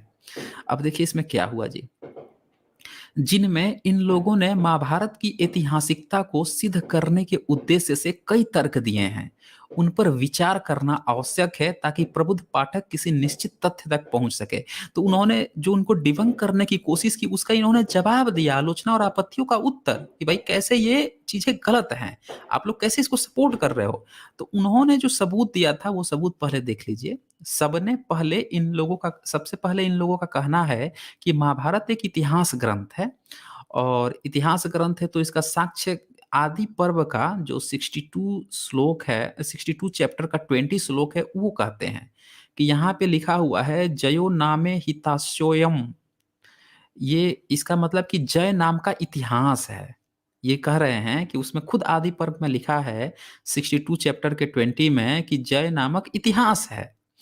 तो इसे कल्पना की उपज कहना किसी भी प्रकार उचित नहीं है, इन लोगों का ये कहना था। लेकिन आप लोगों को पता है कि प्राचीन काल में इतिहास किसको कहा जाता था? आप नहीं जानते हैं। आज की डेट में हिस्ट्री जो अंग्रेजों का जो शब्द है, जो रोमन शब्द है हिस्ट्री, उसका समार्थी शब्द इतिहास कह दिया गया है। लेकिन प्राचीन काल में कोई ज़रूरी नहीं है कि इतिहास का मतलब हिस्ट्री ही होता था, उसका मतलब कथा, कहानी, गप भी हो सकता है। इसका सबूत है, बहुत सारे सबूत हैं। आगे मैं दिखाऊँगा कि ये जो इस इतिहास को समझ गए कि इस इतिहास का मतलब आज का जो हिस्ट्री होता है, वो नहीं है। क्योंकि ये रचनाएँ आज से हज़ार साल पहले की हैं। हज़ार साल पहले जब लिखा गया, उस समय इतिहास का क्या मतलब होता था? जैसे देवानपीय है, देवानपीय सम्राट अशोक लिखवाते हैं, श्रीलंका का राजा अपने आप को लिखवाता है, इवन गुप्त वंश का जो शासक है, वो भी अपने को देवानपीय लिखवाता है। लेकिन संस्कृत में देवानपीय का मतलब तो महामूर्ख होता है। अब कोई राजा अपने को महामूर्ख तो नहीं लिखवाएगा, इसका मतलब कि उसका अर्थ बाद में बदल गया। तो उसी तरह से जो इतिहास ये कह रहे हैं ना, इसका भी मतलब जो है काव्य ही है, ये हिस्ट्री नहीं है इसका मतलब उस समय। आज की डेट में इसको हिस्ट्री समझ लिया जाता है कि इतिहास का मतलब हिस्ट्री। आगे देखिए, इस मैं दिखा देता हूँ आपको। तो इसका उत्तर देते हुए जो ये थे डॉक्टर सुरेंद्र आख्यात, इन्होंने लिखा पहले तो वो सारी बातें बताते हैं कि भाई महाभारत का जो ग्रंथ मिलता है उसमें पहले 24,000 श्लोक थे या 8800 श्लोक थे। तब 8800 जो था उसका नाम जय था। उस पुस्तक को व्यास ने रची थी जिसकी श्लोक संख्या बहुत कम थी। उसमें हो सकता है कि उन्होंने इतिहास लिखा हो। महाभारत के युद्ध के संबंध में कुछ तथ्य रहे हों, पर वह पुस्तक आज अप्राप्य है, नहीं प्राप्त है ही नहीं। आज तो महाभारत मिल रहा है ना जी, वो किताब जय है कहाँ पे? वो तो सिर्फ एक श्लोक में आपने लिख दिया कि जय नामक ग्रंथ था, लेकिन आज जय नाम का तो कोई आपको पता ही नहीं है कि जय में अगर 8800 श्लोक थे तो महाभारत का कौन सा श्लोक जय ग्रंथ का था, ये कोई बता देगा? कोई नहीं बता पाएगा। जैसा मैंने बताया कि इसका मिलावट कर चुके होंगे ये लोग, तो नहीं पता चलता है उससे कि कौन से 8800 इसके श्लोक थे। अच्छा जी, उसके बाद से भारत ग्रंथ आ गया जिसमें 2400 श्लोक हैं। इसके बाद से महाभारत आ गया जिसमें 1 लाख श्लोक हो गए हैं। तो इसमें जो है, इस कहानी संग्रह को जय नामक इतिहास का नाम लेकर इतिहास सिद्ध नहीं किया जा सकता है। आज महाभारत उपलब्ध है, जय उपलब्ध ही नहीं है। अरे जय 8800 था, जब वो है ही नहीं तो आप इतिहास इसको कैसे कह रहे हो? इन गप्पों को, जो 1 लाख श्लोक का आप गप यहाँ पे तैयार कर रखे हो, इसको आप कैसे कह सकते हो कि ये इतिहास है? अच्छा जी, इसके बाद से इसमें क्या है, महाभारत के प्रत्येक अध्याय का समापक वाक्य पुष्पिका स्वयं इसे संहिता, संग्रह कहता है। इतिहास ग्रंथ नहीं कह रहा है। क्या कह रहा है कि ये संग्रह किया है मैंने, कहीं कहीं से कथा कहानी सुनी है उसको किया है। अच्छा जी, इसके बाद से जो है, महाभारत के अंत साक्ष्य पर वह काव्य सिद्ध होता है, न कि इतिहास। आदि पर्व का निम्नलिखित श्लोक आप देखिए, चैप्टर 1 का 61 श्लोक, 72 और 74 श्लोक देख लीजिए। इसमें क्या लिखा है कि वेद व्यास ब्रह्मा से बोले, मैंने यह काव्य रचा है। सुना आपने क्या कहा? काव्य रचा है। काव्य क्या होती है? जैसे कविता है, जैसे आपने देखा होगा कि अटल बिहारी वाजपेयी कविता लिखते थे, हरिशंकर परसाई भी लिखते थे, ऐसे ही बहुत सारे लोग थे। रेणुका थी, वो भी रेणुका थे, वो भी लिखते थे। रेणुका थोड़ा फीमेल नाम जैसा है, लेकिन वो थे मर्द ही, लिखते थे। इसी तरह से बहुत सारे लोग कविता लिखते थे। तो कविता तो इतिहास नहीं होता है, लोग लिखते हैं काव्य। तो वेदव्यास भी क्या कहता है कि मैंने यह काव्य रचा है। यह ब्रह्मा ने कहा। अब ब्रह्मा ने कहा, क्योंकि तूने इसे स्वयं काव्य कहा है, अतः यह काव्य ही कहा जाएगा। कोई कवि इस काव्य की महिमा गाने में समर्थ नहीं है। यह काव्य को लिखवाने के लिए गणेश को बुलाइए। सुना आपने? गणेश, वही एलिफेंट बुद्धा। एक इंसान के ऊपर हाथी लगा दो, कह दो ये गणेश है, अब वो लिखेगा इसको, काव्य को, जो वेद व्यास ने रचा है। कौन कह रहा है जी? ब्रह्मा कह रहा है। मतलब ये चीजें लिखवाने की घटना जो अभी हम देख रहे थे कि पिछले 1000 साल में जो लिखी गई हैं, वो चीजें उस समय ब्रह्मा के बता रहा है वेद व्यास से जी। उस समय गणेश बैठ के लिख रहा है जी, क्योंकि लिखा तो देवनागरी लिपि में है। ये लिखावट तो पाई नहीं गई है धम्म लिपि में, उससे पहले की लिपि ज्ञात ही नहीं है, पढ़ी ही नहीं जा सकी है। तो लिखा देवनागरी लिपि में। किसने लिखा जी? गणेश ने बुला के लिखा है जी। गणेश की लिपि थी जी देवनागरी लिपि, देख लीजिए ध्यान से। गणेश की लिपि अगर धम्म लिपि होती तो ये सब तो अंग्रेज 19वीं सदी में और 20वीं सदी में आकर बेचारे मेहनत करके नहीं पढ़ते। गणेश की लिपि तो ब्राह्मणों को आनी चाहिए थी कि भाई ब्राह्मी लिपि कहते हैं ना ये धम्म लिपि को, क्या ब्राह्मी लिपि है ब्राह्मी। अगर ये इनकी लिपि होती संस्कृत की और गणेश लिख रहा होता तो ये अपने गणेश जी की लिपि भूल जाते जी, हैं? वेद व्यास की लिपि ये भूल जाते। महाभारत याद रहा, लिपि ही भूल गए। पढ़ना लिखना सब 13-22। सबूत मांग लो तो नील बटे सन्नाटा। चलिए जी, इसके बाद से जो है महाभारत ने अब स्वयं को क्या कहा ये भी देख लीजिए। अपने को कई जगह पे धर्मशास्त्र, अर्थशास्त्र, मोक्ष शास्त्र, काम शास्त्र कहा है। आदि पर्व 62 चैप्टर का 23 श्लोक देख लीजिए। इसमें ये धर्मशास्त्र शास्त्रम मिदम, पुण्यमर्थ शास्त्रम मिदम, ये देखिए अर्थशास्त्रम मिदम परम, मोक्ष शास्त्र मिदम प्रोक्तम व्यासेन व्यासेनामित बुद्धिना। फिर ये आदि पर्व का चैप्टर 2 का 83 में भी देखिए अर्थशास्त्रमिदम, धर्मशास्त्रमिदम, कामशास्त्रमिदम, व्यासेनामितम बुद्धिना। बुद्धि बुद्धि शब्द आ रहा है, सब बुद्ध के बाद की ही रचना है, बुद्धि का अर्थ जो भी लगा लीजिए। चलिए जी, तो इसमें सब में लिखा है, कहीं भी इसने इतिहास नहीं कहा अपने आप को। धर्मशास्त्र कह रहा है, अर्थशास्त्र कह रहा है, मोक्ष शास्त्र कह रहा है, काम शास्त्र कह रहा है, कहीं पे भी इतिहास नहीं कह रहा है। तो इसीलिए महाभारत ने कहीं खुद को इतिहास नहीं कहा है। तो इसलिए जय को जो वो बता रहे थे 8800 श्लोक को, उसका तो सबूत भी नहीं है। तो यहाँ से ये चीज़ें गलत साबित होती हैं जी। अच्छा, दूसरा जो इन्होंने सबूत दिया उसके बाद से कि सुबंधु और बाणभट्ट जिसके नाम पर आप लोगों ने आज किताबें लिखी, आप लोग खुद कह रहे हो कि 600 उसमें एडी के थे ये सब, वो भी तो इसको स्मृति ग्रंथ बोल रहा है, ये तो इसको श्रुति भी नहीं बोल रहा है। आँखों देखा तो बता नहीं रहा है, ये तो खुद कह रहे हैं कि भैया ये तो उसमें लिखा हुआ है। क्या नाम है इसका? ये इतिहास ग्रंथ मतलब स्मृति है, धर्मशास्त्रीय है, इतिहास ये भी नहीं कह रहे हैं। चलिए जी, इसके बाद से तो इन्होंने उसके बाद से सबूतों के अंबार लगा दिए। उन्होंने गप्पे दिखानी शुरू कर दी कि भाई ये देखिए, अगर इतिहास ग्रंथ है तो ये क्या इतिहास है? पहला सबूत उन्होंने दिखाया कि महाराजा ससबिंदु, ये जो द्रोण पर्व है उसका 65 चैप्टर तथा शांति पर्व का जो है वो 208, इसमें ये दिखाते हैं कि महाराजा ससबिंदु की 1,00,000 रानियां थी। हर एक रानी के पेट से 1,000 पुत्र जन्मे। कुल मिलाकर राजा के 10 करोड़ पुत्र हुए। सुन लीजिए जी, राजा एक ससबिंदु था, 1,00,000 रानियां थी और हर एक पेट से 1,000 पुत्र जन्मे। क्या इतिहास में यह पॉसिबल है कि एक जो औरत है उसके 1,000 बच्चे जन्म ले सकते हैं? क्या ये पॉसिबल है? नहीं पॉसिबल है। तो इसके बाद से हर एक पुत्र एक एक ब्राह्मण को दान में दे दिया। देखिए, ब्राह्मण को भी दान में दे दिया जी। हर पुत्र के साथ 100 रथ और 100 हाथी दे दिए जी। बाप रे बाप, एक एक पुत्र को 100 रथ और 100 हाथी, जोड़ लीजिए जी कितने पुत्र हुए। समझ रहे हैं आप लोग? 1,00,000 रानी, हर एक रानी को 1,000 पुत्र, कितना हो गया जी? 1,00,000 में वो जोड़ दीजिए, 3 शून्य और जोड़ दीजिए, 10 करोड़ हुए ना जी। इन 10 करोड़ में कितने 100 रथ, 100 रथ मतलब 100 रथ और 100 हाथी। भाई साहब, ये कहाँ जा रही है ये देखिए 10 अरब रथ और 10 अरब हाथी बने। इसके अलावा हर पुत्र के साथ 100 युवतियां दान की, 10 अरब युवतियां। भाई साहब, भारत की जनसंख्या इस समय कितनी है? कितना? 1 अरब 35 करोड़? नहीं, 10 अरब युवतियां तो सिर्फ उनको दान में दी गई थी जी, हर एक पुत्र को दी गई थी जी। पुत्रियां, युवतियां, यानी कि मेल जो होंगे वो डबल कर दीजिए। मेल तो फिर डबल हो जाएंगे ना, तो सिर्फ फीमेल की संख्या 10 अरब हुई। क्या ये कब हाँक रहे हो भाई साहब? ये जवाब देते हैं डॉक्टर सुरेंद्र अज्ञात, बोलते हैं कि ये सब इतिहास है आपका, यही इतिहास है, इसको आप बता रहे हो इतिहास है ये। सोचने वाली बात है कि अच्छा चलो, ये तो चीजें आप देख ही रहे हैं।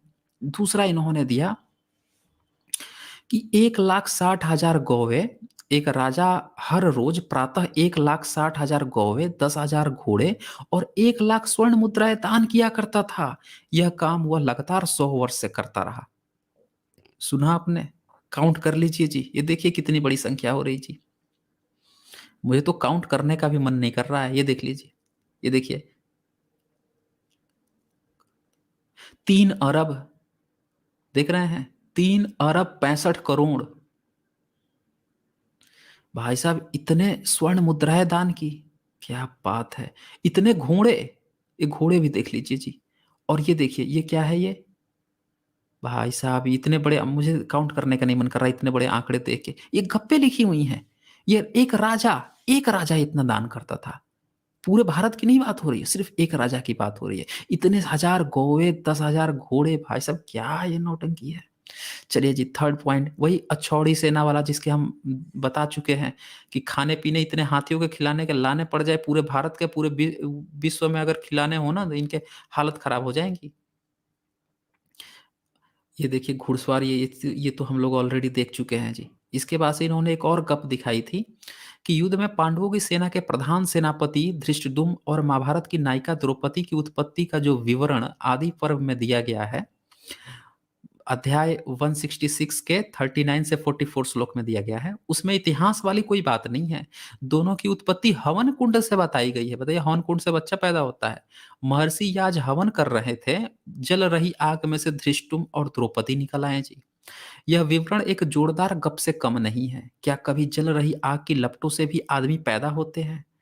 भाई साहब, ये उन्होंने एविडेंस दिखाने शुरू किए तो फिर भाग गए लोग, फिर दोबारा कोई नाम नहीं लेता है। अच्छा ये देखिए, एक और एविडेंस इन महाभारत में पांडवों के प्रतिपक्षी थे दुर्योधन और उसके 99 भाई, ये धृतराष्ट्र के पुत्र थे। इनकी उत्पत्ति के बारे में इस तथाकथित इतिहास में लिखा है कि धृतराष्ट्र की पत्नी गंधारी को गर्भ तो ठहर गया, लेकिन 2 वर्ष तक बच्चा नहीं जन्मा। उसी समय उसे खबर मिली कि उसकी देवरानी कुंती के यहाँ पुत्र जन्मा है। इससे वह चिल्लाई और दुहत्थड़ मारकर अपना पेट पीटने लगी। उससे उसका गर्भपात हो गया। ऋषि व्यास ने उसके पेट से निकले मांसपिंड को धुलवाया। धुलते ही उसके 100 टुकड़े हो गए। उन टुकड़ों को उसने घी के 100 घड़े में अलग अलग रखवा दिया। कुछ समय पश्चात उन घड़ों से 100 लड़के निकले। 1 महीने पश्चात एक लड़की निकली। ये 100 लड़के दुर्योधन और उसके भाई थे। देखा आपने, लड़की भी निकली थी, बहन भी थी दुर्योधन की, और 100 भाई था। बताइए, ये सब जो है ये इतिहास है, ये चीज होता है। इन चीजों को ये लोग जो है ये बता रहे थे कि ये इतिहास ग्रंथ है। इनकी गप्पे आप पढ़ना शुरू करें, जब ये 1-2 चीजें दिखाकर बताते हैं कि ये इतिहास है जी, ये मैच कर रही है जी, ये चीज थी, तो भाई साहब उनकी गप्पे भी उठा के चेक कर लो। जब इतिहास सर है तो सारी चीजें सही निकलनी चाहिए। जी सर जी, रिलेश आजाद। इसी को तो ये टेस्ट ट्यूब बेबी प्रोसेस कहते हैं कि हमारे महाभारत में ये टेस्ट ट्यूब बेबी उस टाइम हुआ करते थे। देखिए इनकी टेस्ट ट्यूब टेक्नोलॉजी क्या थी। जो लोगों को ऐसा लगता है यार टुन्नी भाई अगर हैं तो देख लीजिए कि आपकी टेस्ट ट्यूब ऐसी प्रोसीजर है क्या। आप एक बार गूगल करके पढ़ लीजिए, अगर आपको टेस्ट ट्यूब बेबी कैसे होता है नहीं पता तो आप एक बार गूगल जरूर कर लीजिए, देख लीजिए और इसमें क्या लिखा है वो देख लीजिए, फिर आपको खुद ही पता चल जाएगा कि टेस्ट ट्यूब बेबी के लिए क्या प्रोसीजर रहती है। टेस्ट ट्यूब बेबी के लिए, अच्छा इसमें देखिए 2 वर्ष तक बच्चा नहीं जन्मा, ये पॉसिबल ही नहीं है। एक औरत के अंदर 2 साल तक बच्चा ना जन्मे, आप पेट को पीटने लगे तो उसमें से एक मांस का पिंड निकल जाए हैं। फिर उस मांस पिंड को धुलवाया जी, बताइए धुलवाया, धुलते हुए उसके 100 टुकड़े हो गए। उन टुकड़ों को उसने घी के 100 घड़ों में अलग अलग रखवा दिया। इनको केमिकल के नाम पर घी पता थी बस। उस समय केरोसिन और ये पेट्रोलियम की कोई चीज तो थी नहीं।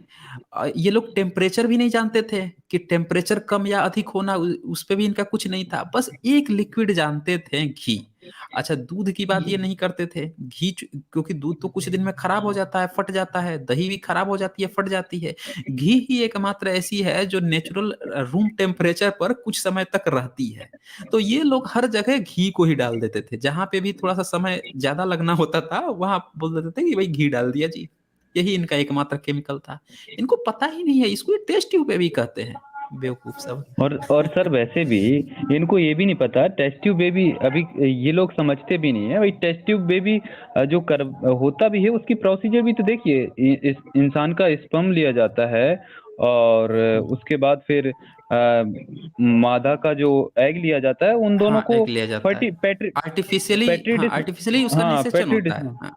हाँ उसका निषेचन होता है, उसके बाद माँ के गर्भाशय में डाला जाता है उसको, और ये तो घड़ों में ही पैदा करवा दिए। घी डाल उनके के, घी स्पर्म में जो डाल है के। गधे, कुत्ते और आसमान में उड़ने वाले पंछी जो है वो कैरी करते थे, उनमें झगड़े होते थे।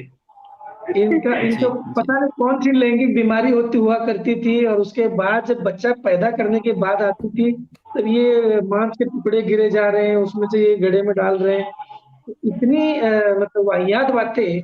और इनको बर्थ कैसा होता है, इंसानी जन्म कैसा होता है, इंसानी जन्म से पहले इंटरकोर्स कैसा होता है, सेक्स कैसा होता है। अगर इतनी बेसिक बुनियादी बातें इनको अगर पता नहीं है तो ये कितनी फालतू की गप्पेबाजी है। और चलो मान जी, भी लिया जी। कि महाभारत की लड़ाई इतनी पुरानी अगर हो चुकी होती सर, तो क्या इनको पाषाण युग, इनको ताम्र युग, इनको लोह युग के बारे में पता नहीं? लोह युग और ताम्र युग 9वें और 7वें शतक से, इसके पहले तो तलवारें बन नहीं सकती, धनुष्य बाण और जी। बाण जो थे उनके, तो इसके आगे की टेक्नोलॉजी थी नहीं, थे बंदूक हथियार तो नहीं थे इनके पास। ये ऐसे ही मारने भाले तलवार लेके कुल्हाड़ी लेके आते घूमते थे। तो लोह युग पाषाण युग ये बुद्ध के बाद का युग बताया गया है 7वें शतक और 9वीं शताब्दी में। तब तक तो इंसान सिर्फ पत्थर को नुकीला घिस घिस कर करता था और उसके हथियार कुछ बनाता था। तो इतनी एडवांस टेक्नोलॉजी थी, लेकिन इनको खुद की टाइमलाइन नहीं पती। इतनी बेशर्मी वाली और इतनी वाहियात बात मैंने तो कभी आज तक सुनी नहीं थी, लेकिन जब मैं सोचता हूँ तो अपने धर्म ग्रंथों में पाता हूँ। जी सर। जी, जी। इसमें बहुत सारी बातें हैं। अभी तो मैंने सिर्फ़ एक छोटा-सा पोर्शन कवर किया है क्योंकि हम लोगों को ऐसा हमने सोचा था कि 1 डेढ़ घंटे में जितना कवर हो पाएगा उतना कर लेंगे। इसी के साथ मैं आज सेशन क्लोज़ करता हूँ और धन्यवाद देता हूँ फिर से द रियलिस्ट आज़ाद को। आप इसी तरह से काम करते रहें, आगे बढ़ते रहें। जी, थैंक यू। जी, जी सर, धन्यवाद तो हम आपको देते हैं, आपने इतना कीमती समय हमें दिया। और सर आशा करते हैं कि आगे भी आप ऐसे ही आते रहें हमारे चैनल पे भी।